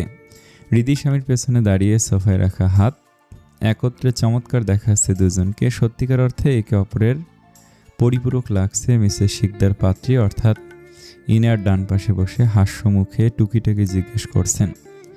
আনত বদনে বসে ইনু, পরনে শুভ্র স্বর্ণালী মিশেলের আনারকলি, হিজেবে আবৃত কেশ, মুখে হালকা প্রসাধনীর ছোঁয়া। মৃদু স্বরে প্রশ্নের উত্তর দিচ্ছে মেয়েটি। সে মুহূর্তে সাথে উপস্থিত হলো রাহিত। নির্বিকার অভিব্যক্তি তার। সোফায় বসে থাকা মায়ের পাশে গিয়ে দাঁড়ালো। শুনতে পেল মৃদু মেয়েলি স্বর। জি অ্যাডমিশন কোচিংয়ে ভর্তি হয়েছি। দীর্ঘশ্বাস ফেলে ইনায়া হতে দৃষ্টি সরিয়ে নিল রাহিত। তাকালো ইরহাম ভাইয়ের দিকে। ভাইয়া অমন গোয়েন্দা চোখে কি দেখছে? সহসা ইরহাম ডান হাত নেড়ে স্ত্রীর দৃষ্টি আকর্ষণ করলো। তা লক্ষ্য করে স্বামীর পানে অল্প ঝুঁকে গেল হৃদি। মুখখানি ঠেকে স্বামীর ডান কাঁধ বরাবর। ইরহাম সম্মুখে দৃষ্টি নিবদ্ধ রেখে ক্ষীণস্বরে কিছু বলল। হৃদি জিজ্ঞাসু নয়নে স্বামীর পানে তাকিয়ে। প্রত্যুত্তরে কিছু বলল বুঝি। ইরহাম তার বিপরীতে কিছু একটা বলল। ইতিবাচক মাথা নেড়ে ধীর পায়ে সেটা হতে প্রস্থান করলো হৃদি। রাহিত সবটাই দেখলো কিন্তু বুঝলো না এক বিন্দু। পাত্রপক্ষ এখন আনন্দাঙ্গনে অবস্থান করছে। অতিথিদের ভিড় হতে মিলল মুক্তি। মনস্তাপে জর্জরিত মেয়েটি দোতলার করিডোর হতে ধরে হেঁটে চলেছে নিজ কক্ষের উদ্দেশ্যে আকস্মিক। পাত্রপক্ষ এখন আনন্দাঙ্গনে অবস্থান করছে। অতিথিদের ভিড় হতে অবশেষে মিলল মুক্তি। মনস্তাপে জর্জরিত মেয়েটি দোতলার করিডোর হতে হেঁটে চলেছে নিজ কক্ষের উদ্দেশ্যে। আকস্মিক থমকে গেল পদযুগল। চক্ষু তারা দৃশ্যমান হলো এক অবয়ব, তার আকাঙ্ক্ষিত অবয়ব। মুহূর্তের মধ্যে চোখে জমল বাষ্প। বেদনা খামছে ধরল অন্তরে। রাহিত সম্মুখে এসে দাঁড়ালো। পূর্ণ দৃষ্টিতে অবলোকন করলো ওকে। কেমন অদ্ভুত হেসে উঠল। আনারকলি সেজেছিস? তোর সেলিম সাহেব তো দিওয়ানা হয়ে গেছে রে। চোখই ফেরাতে পারছিল না। পারবে কি করে? আফটার অল এত সুন্দর রূপে নিজেকে সাজিয়েছিস। Looking beautiful. অন্তরে তখন অগ্নিকাণ্ড হচ্ছে। জ্বলে ছারখার সব শুকনো ঢোক গিলল ইনায়া। অবনত হলো বদন। মিহিস্বরে বলল, প্রশংসা শেষ? আমি কি এখন যেতে পারি? বক্র হাসির রেখা ফুটে উঠল ছেলেটির অধরে। আরে বাহ, পেয়ার খতম। 2 দিন আগে তো আমার সামনে আসার জন্য, আমায় এক ঝলক দেখার জন্য কত কি করতি। একাকি টিএসসি অবধি চলে গিয়েছিলি, আর আজ সব শেষ। ভুল পাল্টে গেল। চোখ তুলে তাকালে ইনায়া। ক্লেশ স্পষ্ট মুখাবয়ে। দুঃখ ভরাক্রান্ত হেসে বলল, আমি তোমার জন্য কি করেছি দেখেছো তাহলে? জানা ছিল না? আমি তো ভেবেছিলাম আমার ক্ষেত্রে তুমি সব দেখে অন্ধ। ইনু, ধমকে উঠল রাহিত। কেন ধমকে উঠল নিজেও জানে না বোধ হয়। হ্যাঁ ইনু, আমি এখন আসছি বুঝলি। গা কেমন চিটচিট করছে, একটু ফ্রেশ হওয়া দরকার। একটু পর তো ওনারা চলে যাবেন, তখন বিদায় জানাতে হবে না? তেসরা হাসল রাহিত। ভালোই তো, বিয়ে ঠিক হতে না হতেই শ্বশুরবাড়ির জন্য পীড়িত উথলে উথলে পড়ছে। ওষ্ঠাধর কামড়ে অশ্রু নিবারণে ব্যস্ত হয়ে পড়ল ইনায়া। নত হলো মস্তক, ক্ষীণস্বরে বলল, তাই কি স্বাভাবিক নয়? ওনারাই তো আপনজন হতে চলেছেন, অন্য কেউ তো নয়। আর এক মুহূর্ত নয়, দুরন্ত পায়ে করিডোর ধরে নিজের ঘরের দিকে ছুটে গেল ইনায়া। ওর গমন পথে শূন্য চাহনিতে তাকে রাহিত। আকস্মিক শক্তপোক্ত এক ঘুষি পড়ল দেয়ালে। কোকিয়ে উঠল অন্তঃস্থল। তবে বাহ্যিক দৃষ্টিতে তা স্বাভাবিক। কেন এমন হচ্ছে তাদের সঙ্গে? কেন? বিভা বড়ির কৃষ্ণা বরণে আচ্ছাদিত বসুধা লেডি শার্লক হোমস রূপে অবতীর্ণ হয়েছে মিসেস হৃদি শেখ।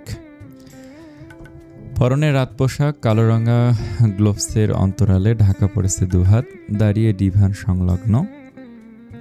তীক্ষ্ণ চাহনিতে তাকিয়ে রয়েছে হাতে থাকা এক টুকরো ছোট কাগজে গোটা গোটা অক্ষরে কালো কালিতে সেথায় লেখা রয়েছে, আব্বু আম্মু আমাকে ক্ষমা করে দিও। চিন্তায় পড়ে গেল রিদি। ভার্সিটিতে মৃত্যুবরণ করা জুনিয়র ছেলেটির নাম মোহিত। এই চিরকুটটি কি তবে তারই লেখা? তাই তো মনে হচ্ছে। একদিকে মোহিতের নিথর দেহ পাওয়া গেল, অপরদিকে এই চিরকুটটা ক্ষমা চেয়ে। দুটোর মধ্যে কেমন সংযোগের গন্ধ পাওয়া যাচ্ছে। আসলে কি তাই, নাকি সে ভুল ভাবছে? নারী মস্তিষ্ক ভাবনায় ডুবে গেল। একুলুকুল কত কি ভাবতে লাগলো। আলোক প্রদর্শনীর ন্যায় চোখের পর্দায় ভেসে উঠছে মোহিতের সঙ্গে প্রতিটি সাক্ষাৎ। কখনো ছেলেটি অপ্রস্তুত অবস্থায়, কখনো বা সিনিয়র ভাই সজীবের সঙ্গে। কোথাও তো গড়বড় রয়েছে, কিন্তু ঠিক কোথায় সেটাই বোধগম্য হচ্ছে না। আকস্মিকর ছেদ পড়ল ভাবনায়। হাতে ওটা কি? পুরুষালী গমগমে স্বরে এক প্রকার আটকে উঠল মেয়েটি। হাত ফসকে পড়ে গেল কাগজটি ডিভানের নিচই। গড়াগড়ি খেতে লাগলো, বুকে থুতু ছিটানোর ভান করে। পিছু ঘুরে তাকালো হৃদি, অসন্তুষ্ট কণ্ঠে বলে উঠল, আপনি কি মানুষ? হ্যাঁ, এভাবে কেউ ভয় দেখায়? বা ভুরু উঁচু হলো মানুষটির। সামান্য এক প্রশ্নে তার মানুষ পরিচয় প্রশ্নে উঠছে কেন? অদ্ভুত। আমি দেখাই কি? হৃদি নিজেই ভুলে গেল প্রশ্ন। বললে না ভয় দেখানোর কথা, আমি ভয় দেখাই? থেমে থেমে কেমন ফিসফিসিয়ে বলল ইরহাম। ভয় জেকে বসল কোমল হৃদয়ে। স্বামী নামক মানুষটির শুভ্র টি শার্ট পরে তাকে ভয় দেখাতে চেয়েছে, কিন্তু আফসোস সে ভীতু নয়। তবে ভয় লাগছে কেন?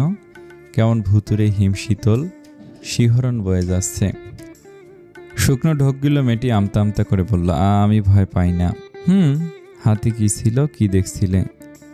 হৃদি সত্যিটা বলতে গিয়ে বলল না। হঠাৎ মস্তিষ্কে হানা দিল দুষ্ট বুদ্ধি। এমপি মহাশয়ের সঙ্গে মশকরা করার সুযোগ হাতছাড়া করতে ইচ্ছে করছে না।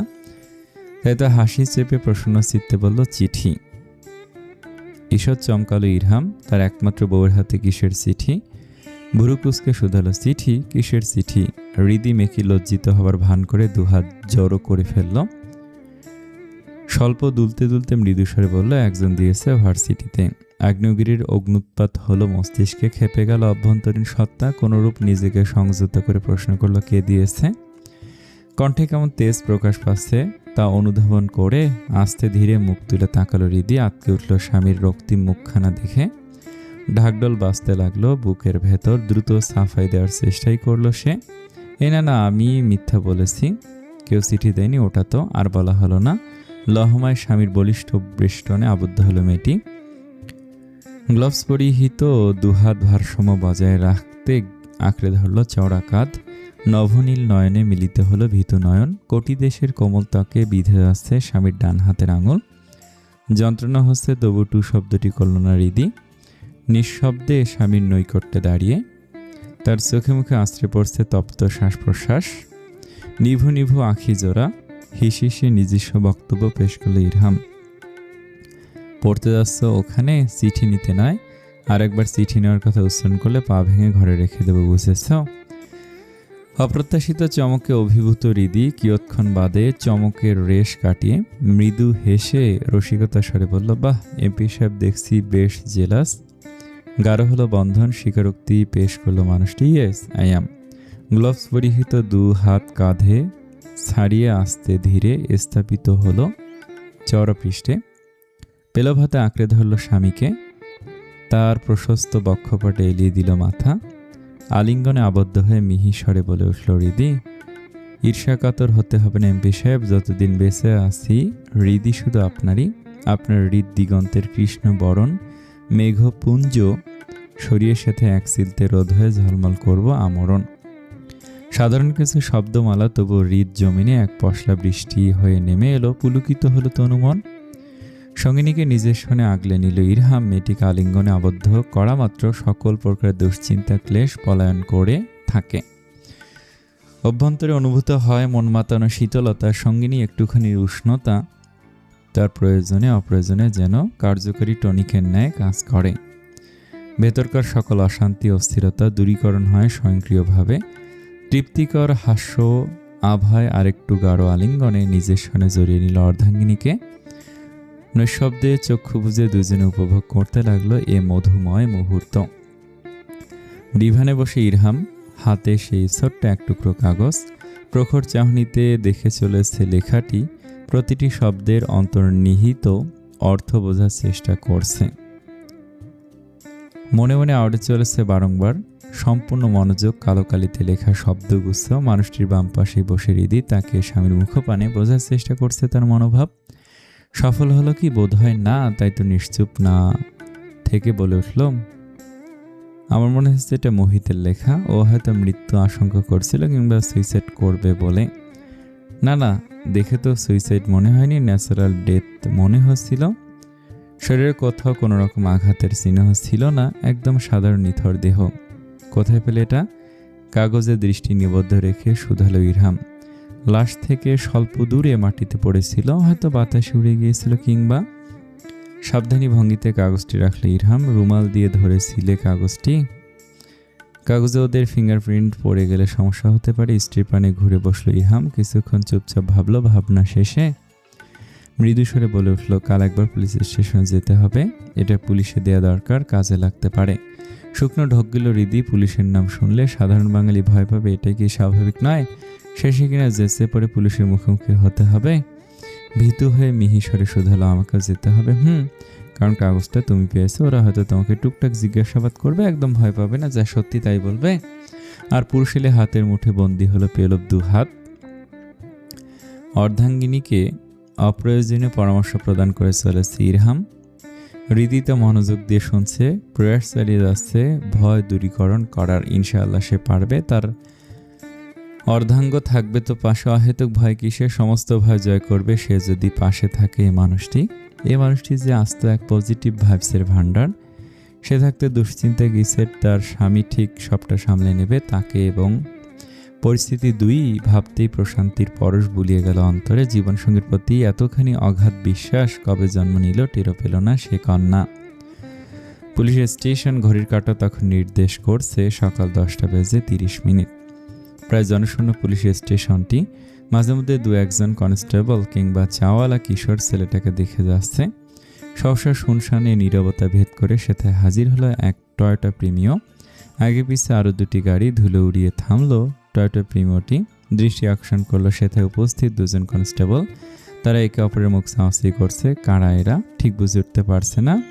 টয়োটা প্রিমিওর সামনে ও পেছনে দুটো গাড়ি দাঁড়িয়ে। সে দু গাড়ির দ্বার উন্মোচন করে নেমে এলো কালো পোশাকধারী কয়েকজন।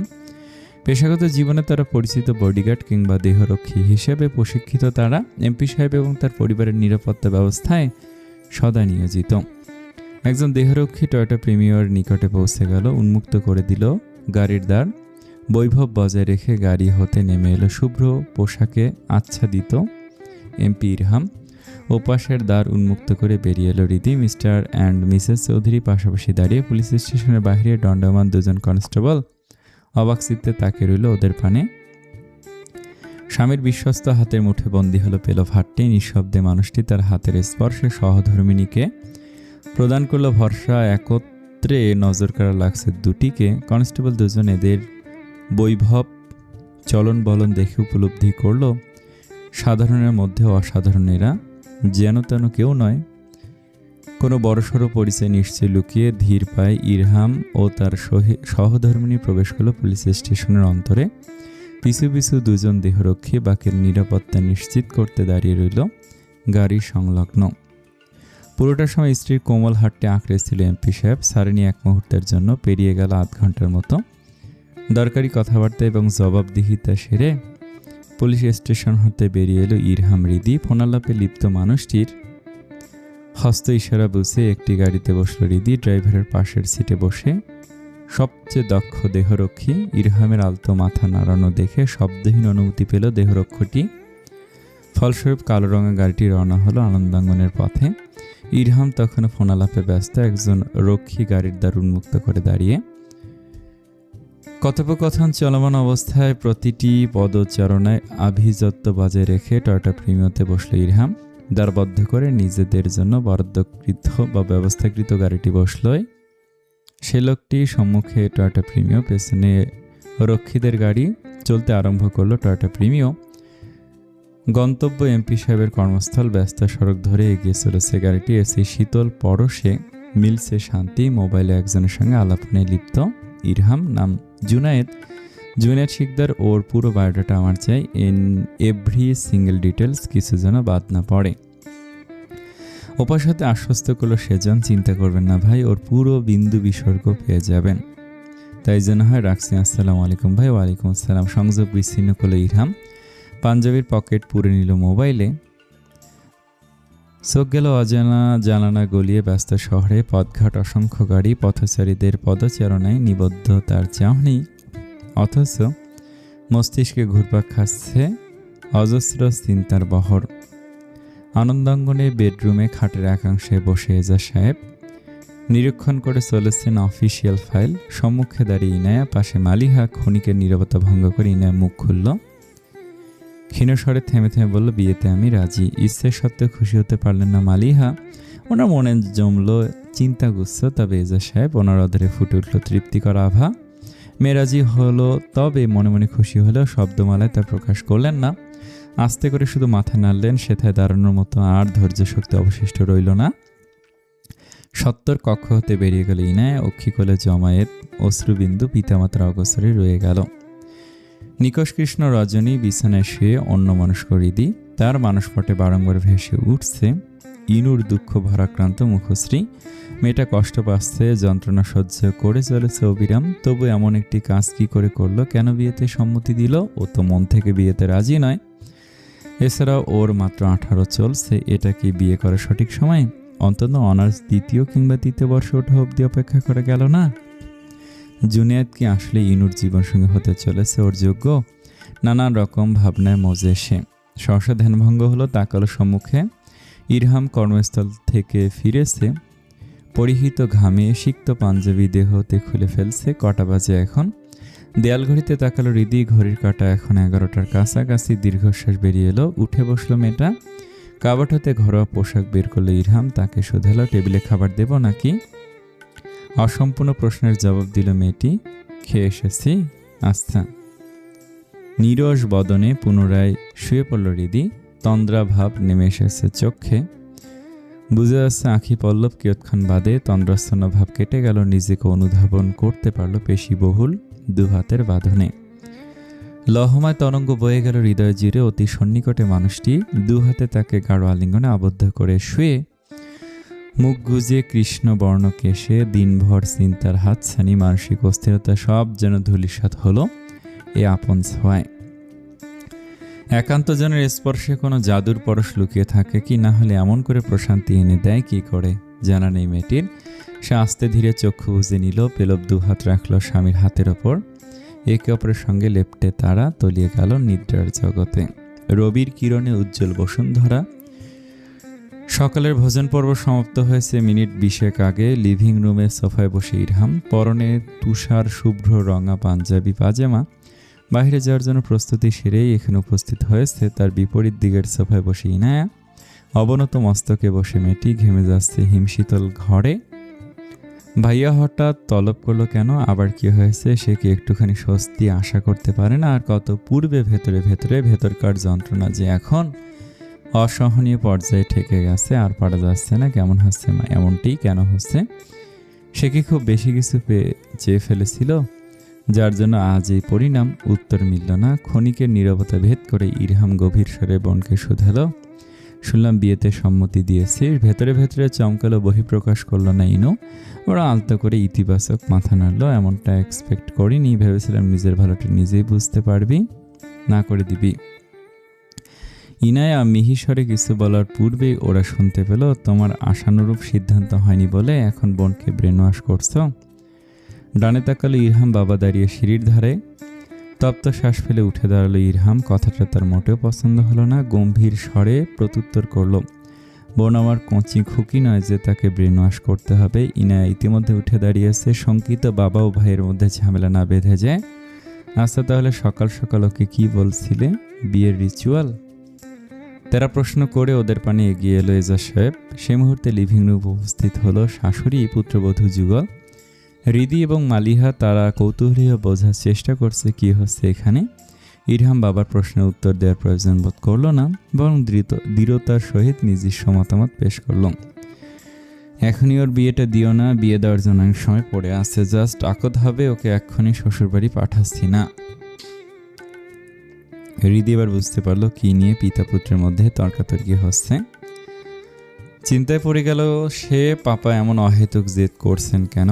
এই মুহূর্তে ইনুর বিয়েটা না দিলেই নয়। ও কি বুড়ি হয়ে যাচ্ছে নাকি কারোর সঙ্গে পালিয়ে যাচ্ছে, যার জন্য হুট করে বিয়ে দেওয়া হচ্ছে? ইরহাম অসন্তুষ্ট কণ্ঠে বলে, ইনু আমার বোন হয়, কোনো ফেলনা নয়, এমনকি ওর কোনো ত্রুটিও নেই। তাহলে এত তাড়াহুড়ো কিসের? বলছি তো ও আপাতত অ্যাডমিশন কোচিংয়ে ফোকাস করুক। শুধু শুধু এই মুহূর্তে মেন্টাল প্রেশার দেওয়ার কোনো মানে হয়? কঠিন স্বরে বলে উঠলেন রেজা সাহেব। মেন্টাল প্রেশার মানে কি? হ্যাঁ, আমি কি ওকে বিয়ের জন্য ফোর্স করেছি নাকি মেরেছি? ও নিজে বিয়েতে সম্মতি দিয়েছে। ইরহাম যথাযোগ্য জবাব দিতে উদ্যত হলো, ঠিক তখনই বেজে উঠল ওর মোবাইল। কথোপকথনে ব্যাঘাত ঘটায় বিরক্ত হলো মানুষটি। পাঞ্জাবির পকেট হতে বের করলো মোবাইল। গুরুত্বপূর্ণ কল রিসিভ করা দরকার। Excuse me. কল রিসিভ করে কথা বলতে বলতে সেটা হতে প্রস্থান করলো ইরহাম। রেজা সাহেব অমনীয় চাহনিতে মেয়ের পানে তাকিয়ে তন্মধ্যে আগুনে ঘি ঢেলে মালিহা বলে উঠলেন, ইরু তো ঠিকই বলেছে, ওর কথাটা একটু। মাঝ পথে ধমকে উঠলেন রেজা সাহেব। চুপ করবে তুমি, অবুঝ মহিলা। অপমানে নত হলো মালিহার বদন। চোখে জ্বালা করছে। হৃদি অবাক নেত্রে রেজা সাহেবের আরেক রূপ দর্শন করলো। পাপা এমন করছে কেন? সমস্যা কোথায়? রেজা সাহেব গটাগট কদম ফেলে অফিসে উদ্দেশ্যে বেরিয়ে পড়লেন। ক্রন্দনে ভেঙে পড়লো ইনায়া। পা বাড়ালো নিষ্কক্ষের উদ্দেশ্যে। হৃদি মাকে দেখবে নাকি ননদকে? দ্বিধায় পড়ে গেল। শেষমেশ কিছু পিছু নিল ননদের। আজ এর একটা বিহিত করতেই হবে। বিছানার এক প্রান্তে বসে ইনু, চোখে নোনা জলের আধিপত্য দহন হচ্ছে বুকের ভেতর। না পারছে কইতে, না পারছে সইতে। কি করে নেভাবে ভেতরকার আগ্নেয়গিরি? কি করে? এসব কি হচ্ছে ইনু? আকস্মিক নারী কণ্ঠে হক চকিয়ে গেল ইনায়া। দ্রুত ডান হাতের উল্টো পিঠে অশ্রু বিন্দু মুছে ফেলল। ঘুরে বসল তড়িৎ। ভাবি দাঁড়িয়ে দরজায় অনুমতিবিহীন। ভেতরে প্রবেশ করলো হৃদি। বসল ইনুর পাশে। পূর্ণ দৃষ্টিতে মেয়েটির হালচাল অবলোকন করল। বুঝলো সবই, তাই তো অসন্তুষ্ট কণ্ঠে বলে উঠল, তোমাকে তো আমি বুদ্ধিমতী মেয়ে হিসেবে জানতাম। অবলা স্বভাব তোমার নয়, তাহলে আজ এসব কেন করছো? বুঝে অবুঝের মতো ভেজা কণ্ঠে প্রশ্ন করল মেয়েটি। কি করেছি? তুমি কি আসলেই বুঝতে পারছো না ইনু? তোমার বিয়ে নিয়ে ইরহাম পাপার মধ্যে ঝামেলা হচ্ছে। এই বিয়েতে তুমি মোটেও রাজি নও। ইনায় কিছু বলার পূর্বে হৃদি ওকে থামিয়ে দিল। আমি দেখেছি যখন তখন তুমি কান্নাকাটি করছো। দুঃখ ভারাক্রান্ত অবস্থা হয়েছে তোমার। চোখের নিচে ডার্ক সার্কেল পড়ে যাচ্ছে। তাহলে শুধু শুধু বিয়েতে হ্যাঁ বলে দিলে কেন? সরাসরি বলে দিতে তুমি রাজি নও। আমি রাজি ভাবি, আনত নয়নে বলল ইনু। আচ্ছা, তাহলে তো কান্নাকাটি কিসের? হ্যান্ডসাম জামাই দেখে নাকি রাহিদ ভাইয়ার বিরহে? প্রথমে খেয়াল না করলো, পরক্ষণে বোধগম্য হলো। বিহ্বল নয়নে তাকালো ইনায়া। অস্ফুট সরে বলল, রাহি ভাইয়া? হ্যাঁ, রাহিদ ভাইয়া। কি ভেবেছিলে ভাবিকে না বললে ভাবি কিছু টের পাবে না? টের তো আমি আগেই পেয়েছি। ভেবেছিলাম তুমি নিজে থেকে আমি বলবে, কিন্তু তার হলো কোথায়? খেলা তো বদলে গেল। কি থেকে কি হতে চলেছে। দুঃখে জর্জরিত ইনায়া আর পারল না। ভাবিকে আলিঙ্গন করে বাদ ভাঙা ক্রন্দনে দিশেহারা হলো। কেঁদে আসছে অনবরত। হৃদি প্রথমে চমকালেও নিজেকে সামলে নিল। বোন সম ননদের মাথায় হাত বুলিয়ে দিতে লাগলো। শান্ত করার চেষ্টা চলমান, কিছুতেই শান্ত হচ্ছে না মেয়েটা। কেঁদো না, ইনশাল্লাহ সব ঠিক হয়ে যাবে। ইনু এই মেয়ে কাঁদে না তো? সে আমায় ভালোবাসে না ভাবি, একটু ভালোবাসে না। আমায় এক বিন্দু ভালোবাসলে কি হতো ভাবি, আমি যার সইতে পারছি না। হু হু করে কেঁদে চলেছে মেয়েটা। দিশেহারা বোধ করছে হৃদি। কি বলে শান্ত করবে মেয়েটিকে? এটা সেটা বলে চলেছে। মাথায় পিঠে হাত বুলিয়ে দিচ্ছে, তবুও কেঁদে চলেছে ইনু। হৃদি আনমনে আওড়ালো, ভালোবাসায় কেন এত যন্ত্রণা? আধারে ডুবে ঘরটি। খাটের পায়া ঘেঁষে মেঝেতে বসে রাহিদ। বাপা ভাঁজ করে রাখা, ডান হাঁটু উঁচু করে তুলে বিধ্বস্ত অবস্থা তার। কপালে শুকনো রেখার দাগ। কাঁদছিলে কি? চোখের পর্দায় ভেসে উঠছে এক দৃশ্য। শিকদার পরিবারের সম্মুখে আনত বদনে বসে ইনায়া। জুনায়েদ শিকদারের নিষ্পলক নেত্র নিবদ্ধ ইনুতে। সকলে উপস্থিতিতে বেসময়ের মতো তাকিয়ে এ দৃশ্য যে রাহিদ নামক এক তরুণের হৃদয়ে হুলের মতো ফুটছে, জানে কি কেউ? তার প্রেয়সীর ওপর অন্য কারোর নজর এক বিন্দু সইতে নারাজ সে। কিন্তু সকলের উপস্থিতিতে সেই মুহূর্তে কিছুটি করতে পারেনি। নীরবে শুধু দেখে গিয়েছে ব্যর্থ সে এক পুত্র বা ভাই কিংবা প্রেমিক হিসেব পুরুষ। সর্বরূপে ব্যর্থ সে ব্যর্থ তরুণের কপল সে গড়িয়ে পড়ছে নোনা জল। আধার মাঝে কুড়ে কুড়ে খাচ্ছে সীমাহীন যন্ত্রণা। কি করবে সে? ব্যর্থতা গাফিলতির দরুন হারিয়ে যাবে তার ইনো, পূর্ণতা পাবে না এ অব্যক্ত ভালোবাসা। বিমর্ষ তরুণ আধার মাঝে বিরহ যাতনায় কাতরাতে লাগলো অবিরাম। পূর্ব দিগন্তে আধার হটিয়ে উদিত হচ্ছে দিবা বসু। আকাশের বুকে কৃষ্ণবর্ণ চাদর সরে একটু একটু করে দেখা মিলছে। উজ্জ্বল আলোর পাকপাখালির দল গৃহ ছেড়ে বেরিয়ে পড়েছে। কিচিরমিচির কলরব তুলে মুক্ত মনে উড়ে বেড়াচ্ছে আকাশের বুকে। উন্মুক্ত ব্যালকনিতে বেতের সিঙ্গেল সোফে বসে ইরহাম এক দৃষ্টিতে তাকিয়ে বাহিরে। একাকী প্রকৃতি বিলাসে মগ্ন মানুষটি আসলেই কি প্রকৃতি বিলাসে মগ্ন, নাকি ভাবুক হয়ে ভেবে চলেছে কত কিছু? আকস্মিক ভাবনায় ছেদ পড়ল, তাকালো ডান পাশে। কফি মগ হাতে দাঁড়িয়ে তার অর্ধাঙ্গী। এই নিন। কফি মগ বাড়ি দিল মেয়েটি, বিনিময়ে মুচকি এসে মগটি হাতে নিল ইরহাম। হৃদি প্রকৃতি বিলাসের উদ্দেশ্যে রেলিংয়ের ধারে অগ্রসর হতে যাচ্ছিল, সহসা বাধাপ্রাপ্ত হলো চরমভাবে। আছড়ে পড়ল প্রশস্ত সে বক্ষপটে। বিহ্বল হলো স্বামীর প্রাণে তাকালো হৃদি। ঘন শ্বাস পড়ছে তার, ভয় পেয়েছে কিনা, অথচ দেখো মানুষটির চোখে মুখে দুষ্টু আভা। কি করছেন এসব? ভয় পেয়েছি না। দ্রুত ঘুঁচিয়ে নৈকট্যে এলো মানুষটি, কপালে ঠেকে গেল কপাল। মিহিসরে বলল, ভয় কিসের? আমি তো। একান্ত জনের সান্নিধ্যে বরফের ন্যায় জমে যাচ্ছিল কোমল কা। শ্বাস প্রশ্বাসের গতিবেগ দ্রুততর। ডান হাতে খামচে ধরল স্বামীর মাংসল শক্তপোক্ত বাহু। চোখে মুখে আঁকি করে চলেছে গরম হাওয়া। নাক ছুলো অপরের নাক। শীর্ষিনেরি ছড়িয়ে তনু মনে। অধর কোণে উষ্ণ পরশ বলে স্ত্রীকে বাহু ডোরে আবদ্ধ করে নিল ইরহাম। স্বামীর বক্ষস্থলে লেপ্টে হৃদি, দুহাতে আঁকড়ে ধরে উদরের পাশ ও নির্মেদ কোটি দেশে স্থাপিত পুরুষালী বা হাত। ডান হাতে কফির মগ, একটু পরপর কফির মগে ওষ্ঠাধর ছুঁয়ে কফি পান করছে মানুষটি। কখনো বা মগটি বাড়িয়ে স্ত্রীর পানে, একই মগ হতে তার সঙ্গে কফি পান করছে। এমন করে মধুরতম পন্থায় অতিবাহিত হলো তাদের সুভা। পার্টি অফিসে নিজ কর্মস্থলে বসে এমপি সাহেব টেবিলে রাখা একটি গুরুত্বপূর্ণ ফাইলে দৃষ্টি বুলিয়ে চলেছে সে। ব্যস্ত এই মুহূর্তে হঠাৎ মোবাইলের রিংটোন বিরক্ত হলো। ফাইল হতে দৃষ্টি সরিয়ে মোবাইলের উপর রাখা, টেবিলের উপর রাখা মোবাইলটি হাতে নিল ইরহাম। অধরে ফুটে উঠল বক্ররেখা। কল রিসিভ করলো সে। গম্ভীর স্বরে সালাম দিল, আসসালামু আলাইকুম। ওয়ালাইকুম আসসালাম ভাই। জুনায়েদ শিকদারের বিন্দু বিসর্গ বের করে ফেলেছি, এ টু জেড কিছু বাদ যায়নি। চেয়ারের দেহ এলিয়ে দিল মানুষটি। টটার ললাটে তর্জনী ও বৃদ্ধাঙ্গুল ঘষে চলেছে। সে অবস্থাতেই বলল, বলতে থাক। উপাসতে একের পর এক তথ্য বিবরণী পেশ করতে লাগলো তার অন্যতম বিশ্বস্ত গুপ্তচর। সে তথ্যসমূহ শুনে অতটা অবাক হলো না চৌধুরী। এমনটা সে পূর্বে আন্দাজ করেছিল, এখন শুধু নিশ্চিত হলো। সমস্ত খবরাখবর শুনে প্রসন্নতা প্রকাশ করে সংযোগ বিচ্ছিন্ন করল ইরহাম। মোবাইল পড়ে রইল হাতে।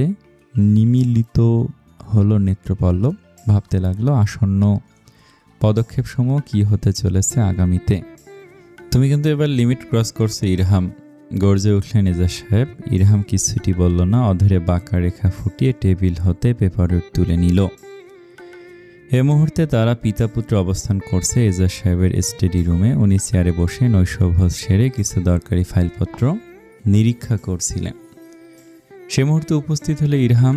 কথায় কথায় শুরু হলো দুজনার মতবিরোধ। হাতের মুঠোয় গোলাকার পেপারওয়েট নিয়ে খেলা করতে করতে বাবার দিকে তাকালো ইরহাম। থামলো হস্ত খেলা। অত্যন্ত শীতল স্বরে বলে উঠল, একটা ক্যারেক্টারলেস ছেলের হাতে নিজের মেয়েকে তুলে দিতে চাইছ, সেখানে লিমিট ক্রস হচ্ছে না? চমকালেন এজাজ সাহেব। পরক্ষণে নিজেকে সামলিয়ে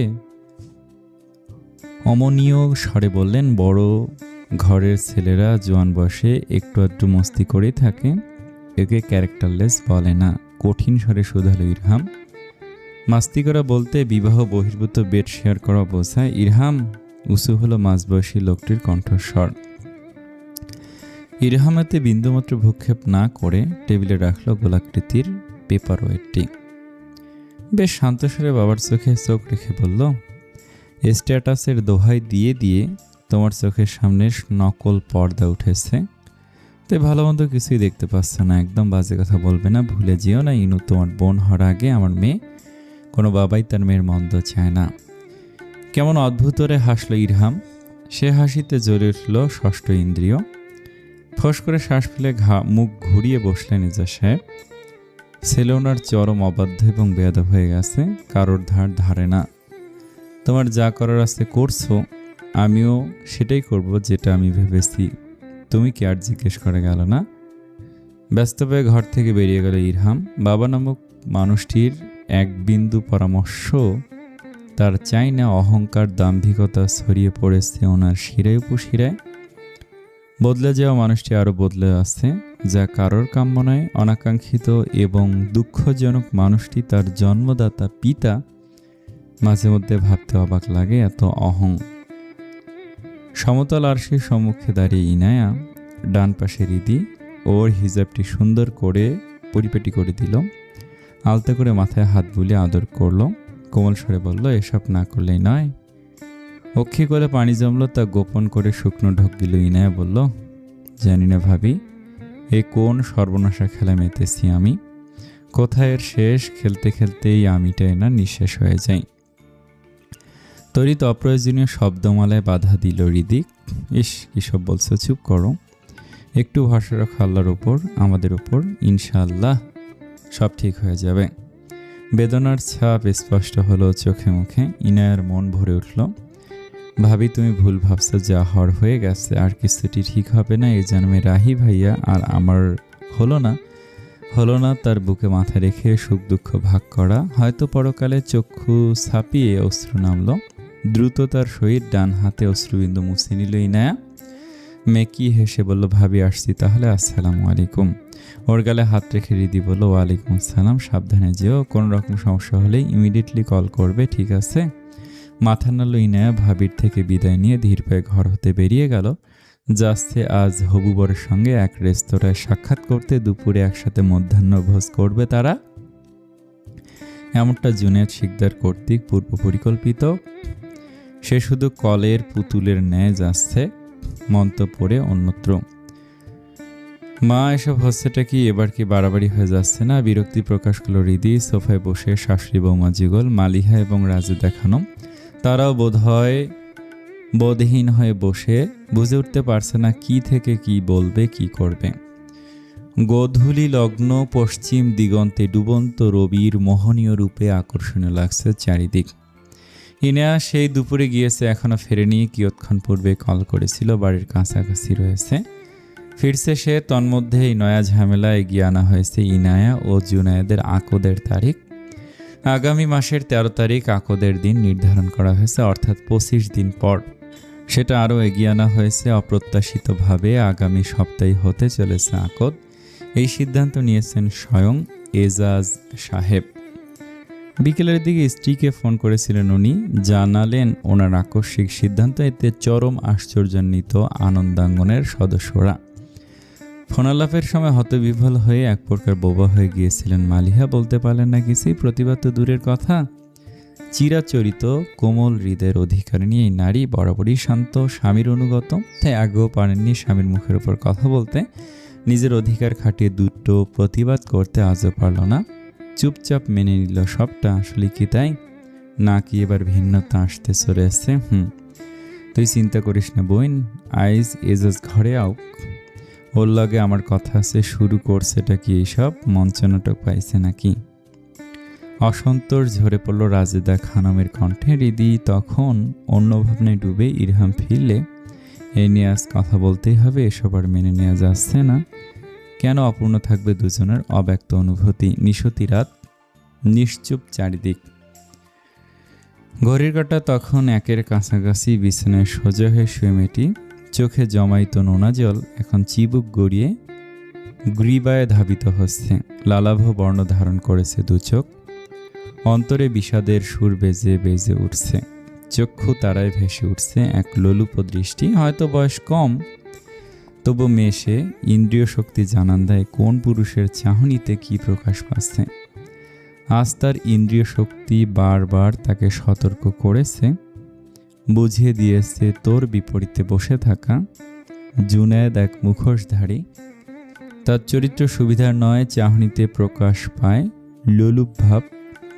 কথার ফাঁকে ফাঁকে কামনীয় দেহের আনাচে কানাচে চক্ষু সফর কিংবা মাঝে মধ্যে হাত ধরার বাহানা খোঁজা, এগুলো সুপুরুষের লক্ষণ নয়, বরং বুক ফেটে কান্না পাচ্ছে ইনুর। জেদের বহিঃপ্রকাশ হিসেবে এ কি করে ফেলল সে?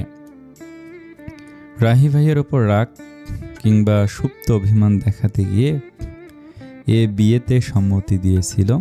অবুজের মতো আগে পিছে না ভেবে সরাসরি সম্মতি। ভাবিনি এর ভবিষ্যৎ কি হতে পারে। আজ প্রথমবারের মতো ওই জুনায়েদ নামক মানুষটির সঙ্গে একান্তে সাক্ষাৎ। রেস্তোরাঁর মতো পাবলিক প্লেসে যার চরিত্রে অমন ভাবভঙ্গি ফুটে ওঠে, না জানি নিরালয়ে সে কোন রূপে অবতীর্ণ হবে।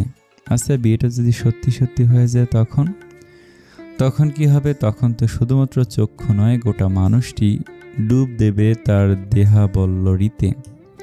কি করে সইবে সে অনাকাঙ্ক্ষিত ঘৃণ্য স্পর্শ? সে মনে প্রাণে যে একজনেরই অস্তিত্ব চিরকাল কল্পনা করে এসেছে, সে বিহীন অন্য কারোর ছোঁয়া বিষধর রূপে দংশন করবে তার মনে। করবে না? তনু মনে কারোর বিষাক্ত সবল সয়ে বাঁচবে কি করে সে? এর চেয়ে কি মরণ শ্রেয় নয়? না, জীবনে যা কিছু হয়ে যাক না কেন, মৃত্যু যথার্থ সমাধান হতে পারে না। আত্মহনন মহাপাপ, এর কোনো ক্ষমা নেই। নিঃসন্দেহে আত্মহত্যা কোনো সমস্যার সমাধান নয়, ভীতু কিংবা কাপুরুষোচিত আচরণের বহিঃপ্রকাশ। সেতে কাপুরুষ হতে চায়নি, সে শুধু স্বপ্নের নায়কের এক বিন্দু ভালোবাসা খুব বেশি চেয়ে ফেলেছিল বুঝি, তাই তো আজ এই দুরবস্থা। হু হু করে কেঁদে উঠল ইনায়া, বালিশে মুখ লুকালো। আধার রাতে তার সবটুকু যন্ত্রণা ক্লেশ সকলের অগোচরে রয়ে গেল। জানালো না কেউ, দেখলো না কেউই এদের ভবিষ্যতে কি হতে চলেছে। শেষমেশ জুনায়েদ নামক এক চরিত্রহীনেরই লেখা তার ভাগ্যে। স্বামীর পানে সন্তুষ্ট চাহনিতে তাকিয়ে হৃদি। হাতে কি মানুষটির বিন্দু পরিমাণ ভ্রুক্ষেপ নেই, তাতে কি? সে তো দাঁড়িয়ে আরশির সম্মুখে।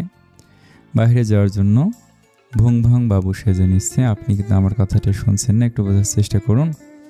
বিষয়টা সত্যি গুরুত্বপূর্ণ। হাত ঘড়ি গলিয়ে ইরহাম ব্যস্ত কণ্ঠে বলে, এখন সময় নেই মিসেস শেখ, ইম্পর্টেন্ট কাজ আছে, যেতে হবে। এরকম বাহানা দিয়ে গতকাল রাতেও শুনলেন না, ফিরলেন অত রাতে কোনো মতে নাকে মুখে খেয়ে ঘুম। বলেছিলেন সকালে শুনবেন, এখন আবার নতুন বাহানা।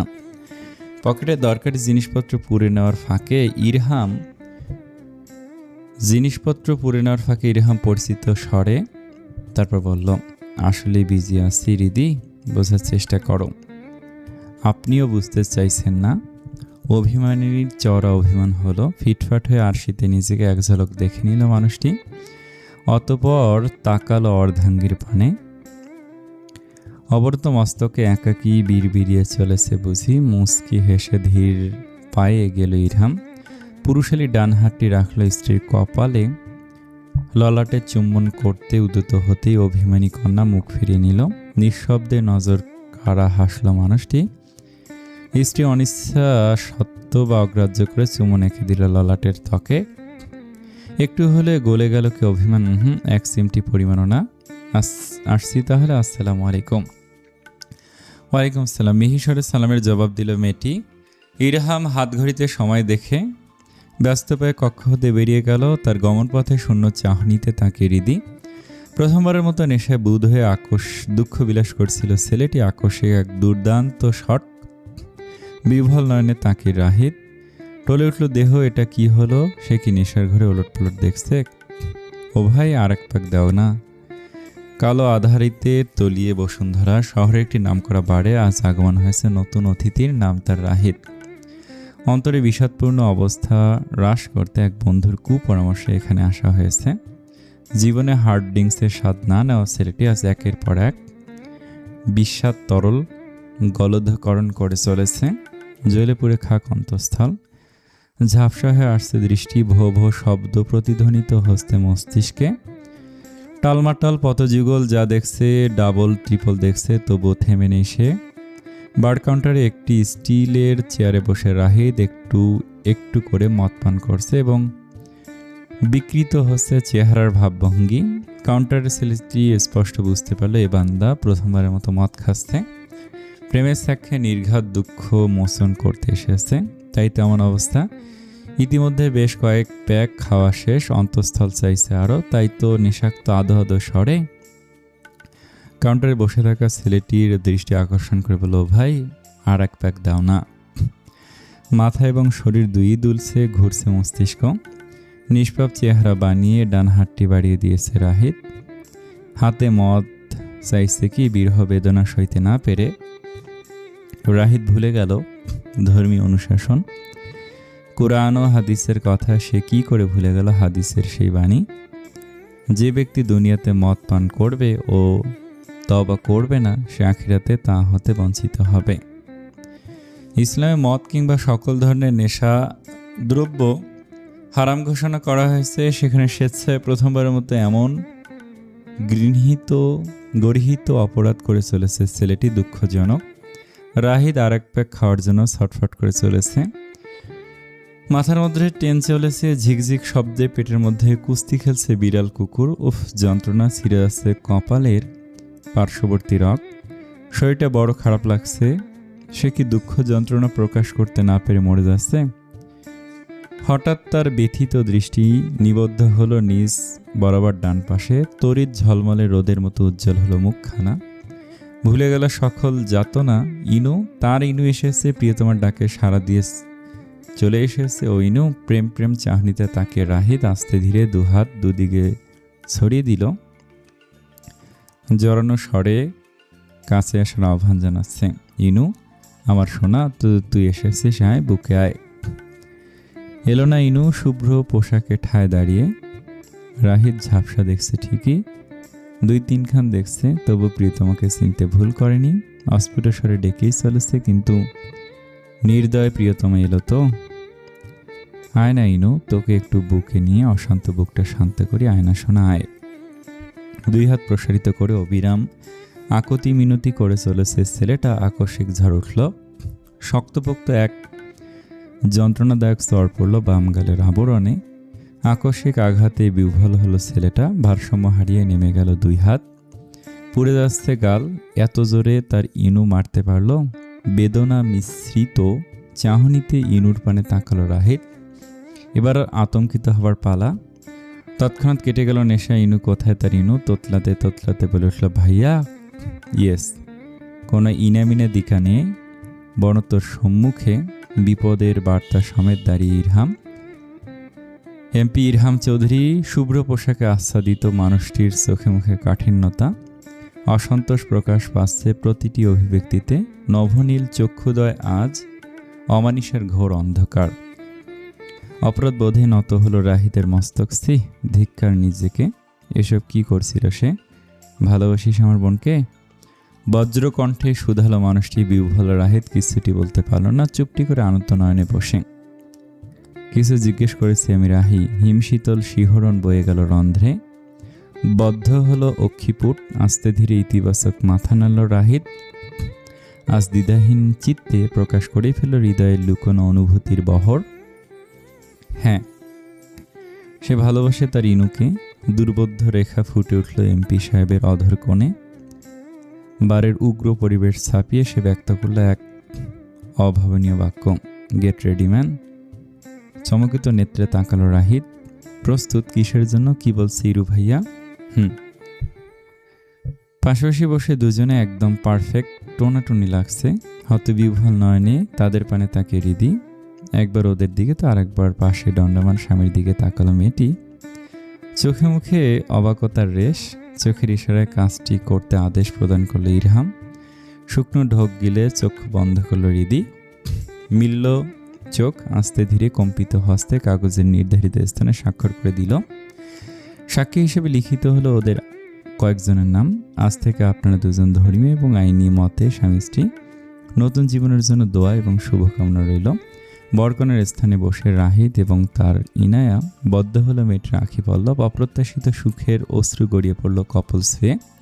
রাহিদ চোখ বন্ধ করে বড় করে শ্বাস ফেল, শুকরিয়া আদায় করলো মহান স্রষ্টার। কৃতজ্ঞতা প্রকাশ করে তাকালো ভাইয়ের দিকে। ইরহাম চোখের পলক ঝাপটে ভরসা প্রদান করলো। মিষ্টি করে হাসলো রাহিদ। ভাইয়ের থেকে দৃষ্টি সরিয়ে তাকালো নববধূর পানে। তার অর্ধাঙ্গিনী, তার ইনু। সত্যি আজ থেকে ইনু তার জীবন মরণের সঙ্গিনী। এখনো বিশ্বাস করতে নারাজ অন্তর। এ কি থেকে কি হয়ে গেল। এ মুহূর্তে তার অবস্থান করছে ইরহামের এক বাংলো বাড়িতে। সকাল সকাল ভাইয়ের ইমার্জেন্সি কল পেয়ে এখানে ছুটে এসেছিল রাহিদ। এরপর যা হলো স্বপ্নের মতো, সাহিল ও দুজন মিলে তাকে নিয়ে গেল এক ফাঁকা ঘরে। স্বল্প সময়ের মধ্যেই বটবেশে প্রস্তুত শেষ। সফেদ পাঞ্জাবি, পাজামা পরনে, তার মাথায় টুপি, পবিত্রতা প্রকাশ পাচ্ছে এহেন রূপে। সাহিল থেকে এনে বসালো সোফায়। বোধ বুদ্ধি লোপ পাচ্ছিল রাহিদের। বুঝে উঠতে পারছিল না কি থেকে কি হচ্ছে, এসবের মানে কি। আর ভাইয়াই বা কোথায়, তাকে ডেকে কোথায় হারিয়ে গেল। সব ঠিক আছে তো? কেমন একটা অনুভূতি হচ্ছে, ধুকপুক ধুকপুক করছে ভেতরে। অবশেষে অপেক্ষার প্রহর সমাপ্ত হলো। জীবনের অন্যতম বড় চমক পেল ছেলেটা। বধূ বেশে সিঁদুর লাল বেনারসি শাড়ি পরনে তার প্রেয়সী ভাবির সঙ্গে ধীর পায়ে হেঁটে আসছে। এদিকটায় আসছে সে, যার প্রতিটি পদচারণায় দামামা বেজে উঠছে হৃদয়ের অন্তঃস্থলে। সার্থক আর চক্ষু জোড়া বিমুগ্ধ চাহনিতে তাকে রইল সে। ভুলে গেল জাগতিক সকল প্রকার হুঁশ। বধূবেশে কন্যা বসল তার বাপ পাশে। স্নিগ্ধ এক সুবাসে করা নাড়ল নাসিকা গ্রন্থিতে। আবেশে নিমিলিত হলো রাহিদের আঁখি যুগল। এরপরের সময়টা কাটল এক মধুর স্বপ্নের মতো। প্রথমে ধর্মীয় মতে, অতঃপর আইনিভাবে বিবাহ বন্ধনে আবদ্ধ হলো রাহিদ ইনায়া যুগল। সাক্ষী হিসেবে স্বাক্ষর হলো রিহাম এবং এমপি সাহেবের সাগরেদরা। এ কি সত্যি কোনো স্বপ্ন? তবে আমৃত্য এই স্বপ্ন দেখতে ইচ্ছুক সে। ঘুম থেকে জাগ্রত হতে নারাজ। প্রেয়সীর সঙ্গে স্বপ্নে বাঁধবে সুখের সংসার। হালি হালি সোনামণি হবে তাদের। উফ, কি মধুরতম আকাঙ্ক্ষা। সব পূরণ হবে তো, নাকি ভেঙে চুরমার হবে সব? হঠাৎই মনে কালো মেঘ জমল ছেলেটার। তার সদ্য বিবাহিত স্ত্রী এমন বিষণ্ণ বদনে বসে কেন? একটিবারের জন্য তার দিকে তাকালো না। অবনত মস্তকে বসে। সে কি খুশি, বিয়েতে খুশি নয়? অপ্রসন্ন হয়ে আছে, নাকি অভিমানে এমন হাল? উফ, চিন্তায় চিন্তায় মাথা ফেটে যাচ্ছে। আর ভাবা যাচ্ছে না। বাকি যা ভাবার ভাববে বাসর রাতে। বাসর রাত শিরশির করে উঠল কা। আচ্ছা, অতি খুশিতে কি সে পাগল হয়ে যাচ্ছে নাকি? এমন অনুভূত হচ্ছে কেন? ইরহাম এবং রিদি পাশাপাশি দাঁড়িয়ে রুক্ষ আঙুলের ভাঁজে ডুবে পেল আঙুল গাঢ় বাঁধন। তাদের উজ্জ্বল মুখশ্রী নিবদ্ধ নবদম্পতির পানে। সদা সুখী থাকুক এ যুগল, এই তাদের দোয়া। সাহিলের ডাকে ধ্যান ভগ্ন হলো। স্ত্রীর আঙুলের ভাঁজ হতে আঙুল সরিয়ে নিল ইরহাম। এগিয়ে গেল সাহিলের পানে। কথোপকথনে লিপ্ত হলো তারা। সাহিল কিছু বলে চলেছে গম্ভীর বদনে। মনোযোগ সহকারে তা শুনছে মানুষটি, যেন একটি শব্দ বাদ না পড়ে যায়। হৃদি অপলক দৃষ্টিতে তাকিয়ে স্বামীর পানে। গর্বিত এমন উদারমনা একজনের সঙ্গিনী হতে পেরে মানুষটি এত ভালো কেন? সে যেন সাধারণের বেশে অসাধারণ একজন। তার প্রতিটি বাচ্যভঙ্গি, মতাদর্শ, চিন্তাভাবনা কেমন ভিন্নতর, মুগ্ধকর। তার আশেপাশে থাকা প্রতিটি জীব থেকে পজিটিভ ভাইবস পেয়ে থাকে। ভালো মন্দ দুই মিলিয়ে মানুষ। তবে এই মানুষটির ভালো গুণগুলো তার স্বল্প মন্দ দিকটিকে পুরোপুরি আড়াল করে ফেলে। সার্থক তার ক্ষুদ্র জীবন এমন একজনকার জীবনসঙ্গী হতে পেরে বিমোহিত নয়নজোড়া অনিচ্ছা সত্ত্বেও সরিয়ে নিল হৃদি। নইলে উপস্থিত সবাই কি বলবে? বরপাগলি হৃদি। ইস। ধরিত্রীতে তখন দুপুর গড়িয়ে বিকেল। বিদায়ের প্রস্তুতি নিচ্ছে সূর্য মামা। সে মুহূর্তে উন্মুক্ত হলো আনন্দাঙ্গনের সদর দরজা। দরজায় দাঁড়িয়ে সুঠামদেহী সুশ্রী মানব। বামে দাঁড়িয়ে তার সহধর্মিণী। ডান পাশের মুঠোয় বন্দি বোনের আদুরে হাত।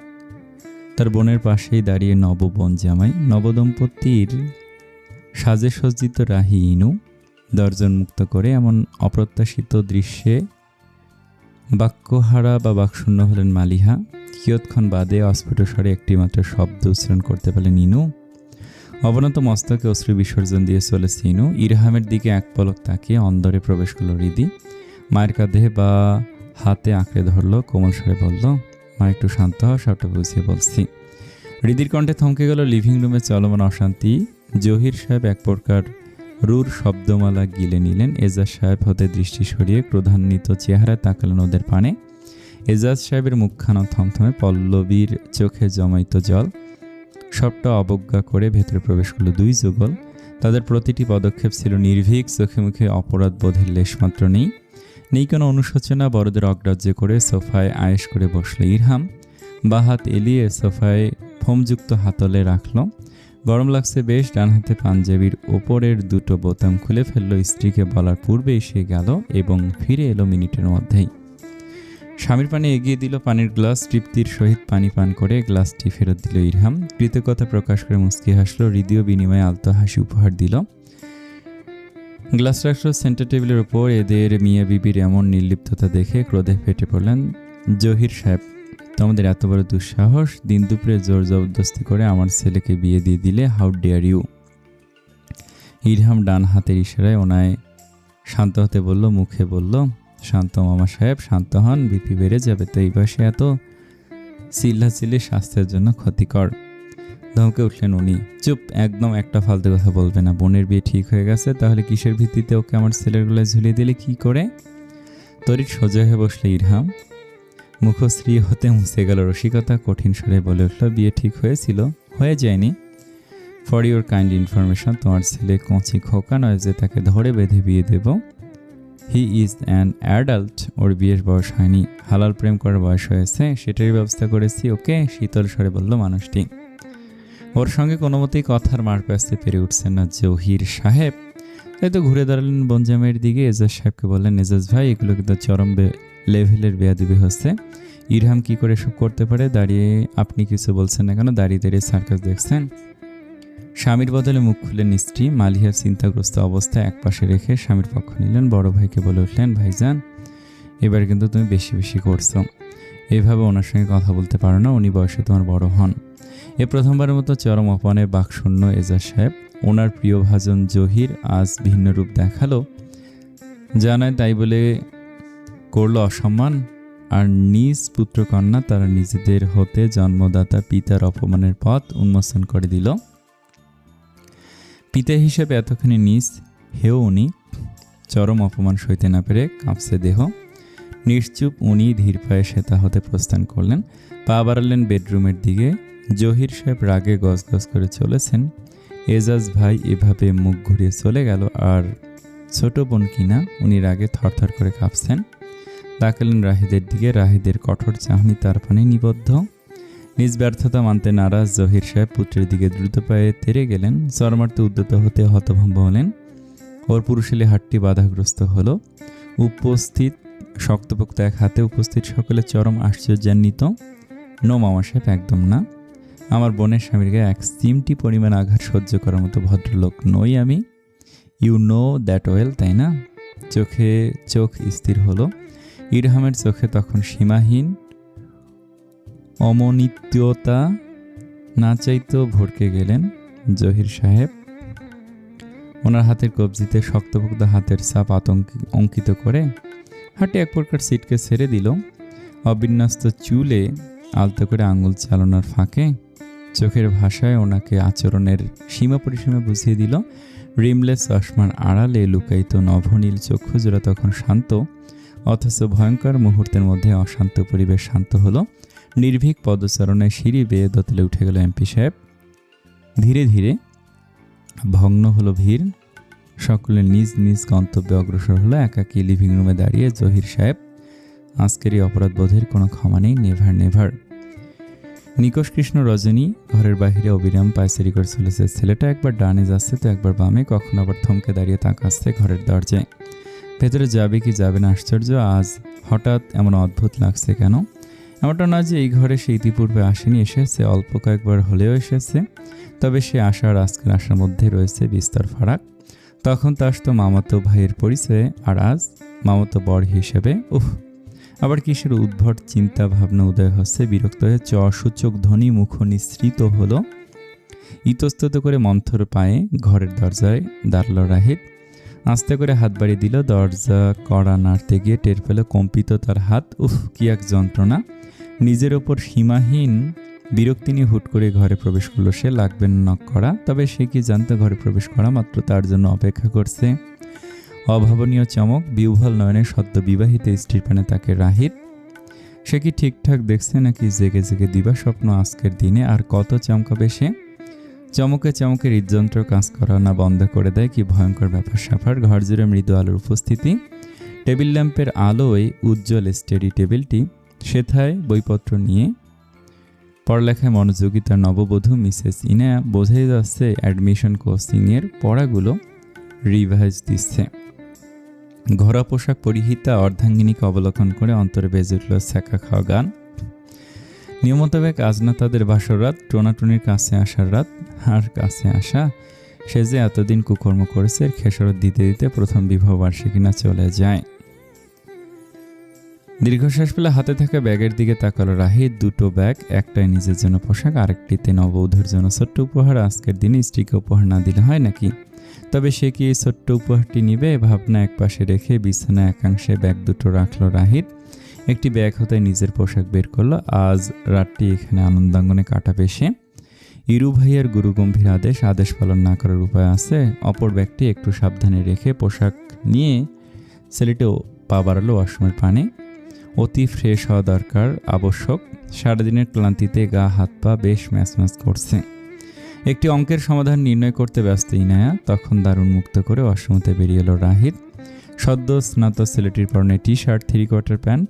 ঘরে এসে এমন পোশাক অভ্যস্ত নয় ওয়াশরুমের মেইলি সুবাসে। প্রথমবারের মতো একটি মেয়ের ওয়াশরুম ব্যবহার করলো সে। সর্বত্র মেইলি সুবাস, বাথ এক্সেসরিজ। কেমন ভিন্নতর অনুভূতি হচ্ছিল। আজকের পর থেকে এমনই তো হবে। তার ঘর এবং জীবন সর্বত্র থাকবে এই ললনার উপস্থিতি, একান্ত সুবাস। ভাবতেই পুলকিত হলো তনুমন। বেলকনিতে ভেজা তোয়ালে মেলে দিল রাহিত। উপায় না পেয়ে নববধূর তোয়ালে ব্যবহার করেছে। মেয়েটা রাগ না করে বসে ওষ্ঠাধর গোলাকার করে তপ্ত শ্বাস ফেলল।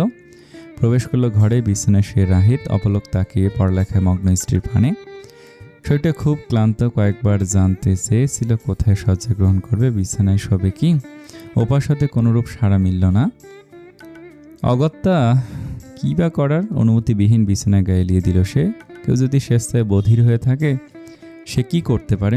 নববধূর অপেক্ষা করতে করতে একসময় নিদ্রা নেমে এলো চোখের পাতায়। বুঝে আসছে আঁখি পল্লব সে কি ঘুমিয়ে পড়েছে। সজাগ থাকতে হবে তো, আজ না তার বাসর। ইটিস পিটিস না হোক, অন্তত বউয়ের সাথে কথা তো বলতে হবে। লম্বা হাই তুলে নিদ্রায় তলিয়ে গেল ছেলেটা। খতম তার অনাকাঙ্ক্ষিত বাসর। কিয়ৎক্ষণ বাদে চেয়ারে বসেই পিছু ঘুরে তাকল ইনায়া। চোখে জমে অশ্রু, অনিমেষ নেত্রে তাকে বিবাহিত স্বামীর পানে। স্বপ্ন বুঝি এমন করে সত্যি হয়? অন্ধকারাচ্ছন্ন কক্ষটি আরাম কেদারায় বসে এজা সাহেব। কালো মেঘে ছেয়ে মুখবয়ব, হাতে তাদের ফ্যামিলি ফটো অ্যালবাম। একটা একটা করে পাতা বদল করছেন উনি। চিত্র একই, প্রায় 50 অধিক ফটো ঠাঁই পেয়েছে এই অ্যালবামে।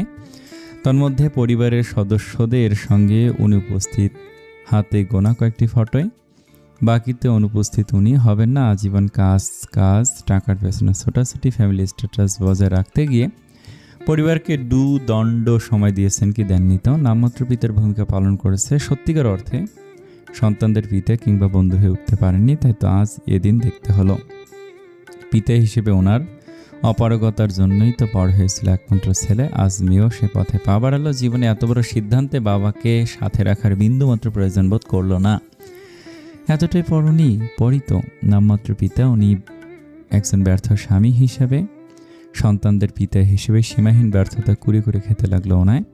এমনটা তো চাননি উনি। কোনো বাবাই তার সন্তানের ক্ষতি চায় না। উনিও চাননি জুনেদ ভালো ছেলে ইনুকে সুখে রাখবে, এমনটা প্রত্যাশা করেছিলেন।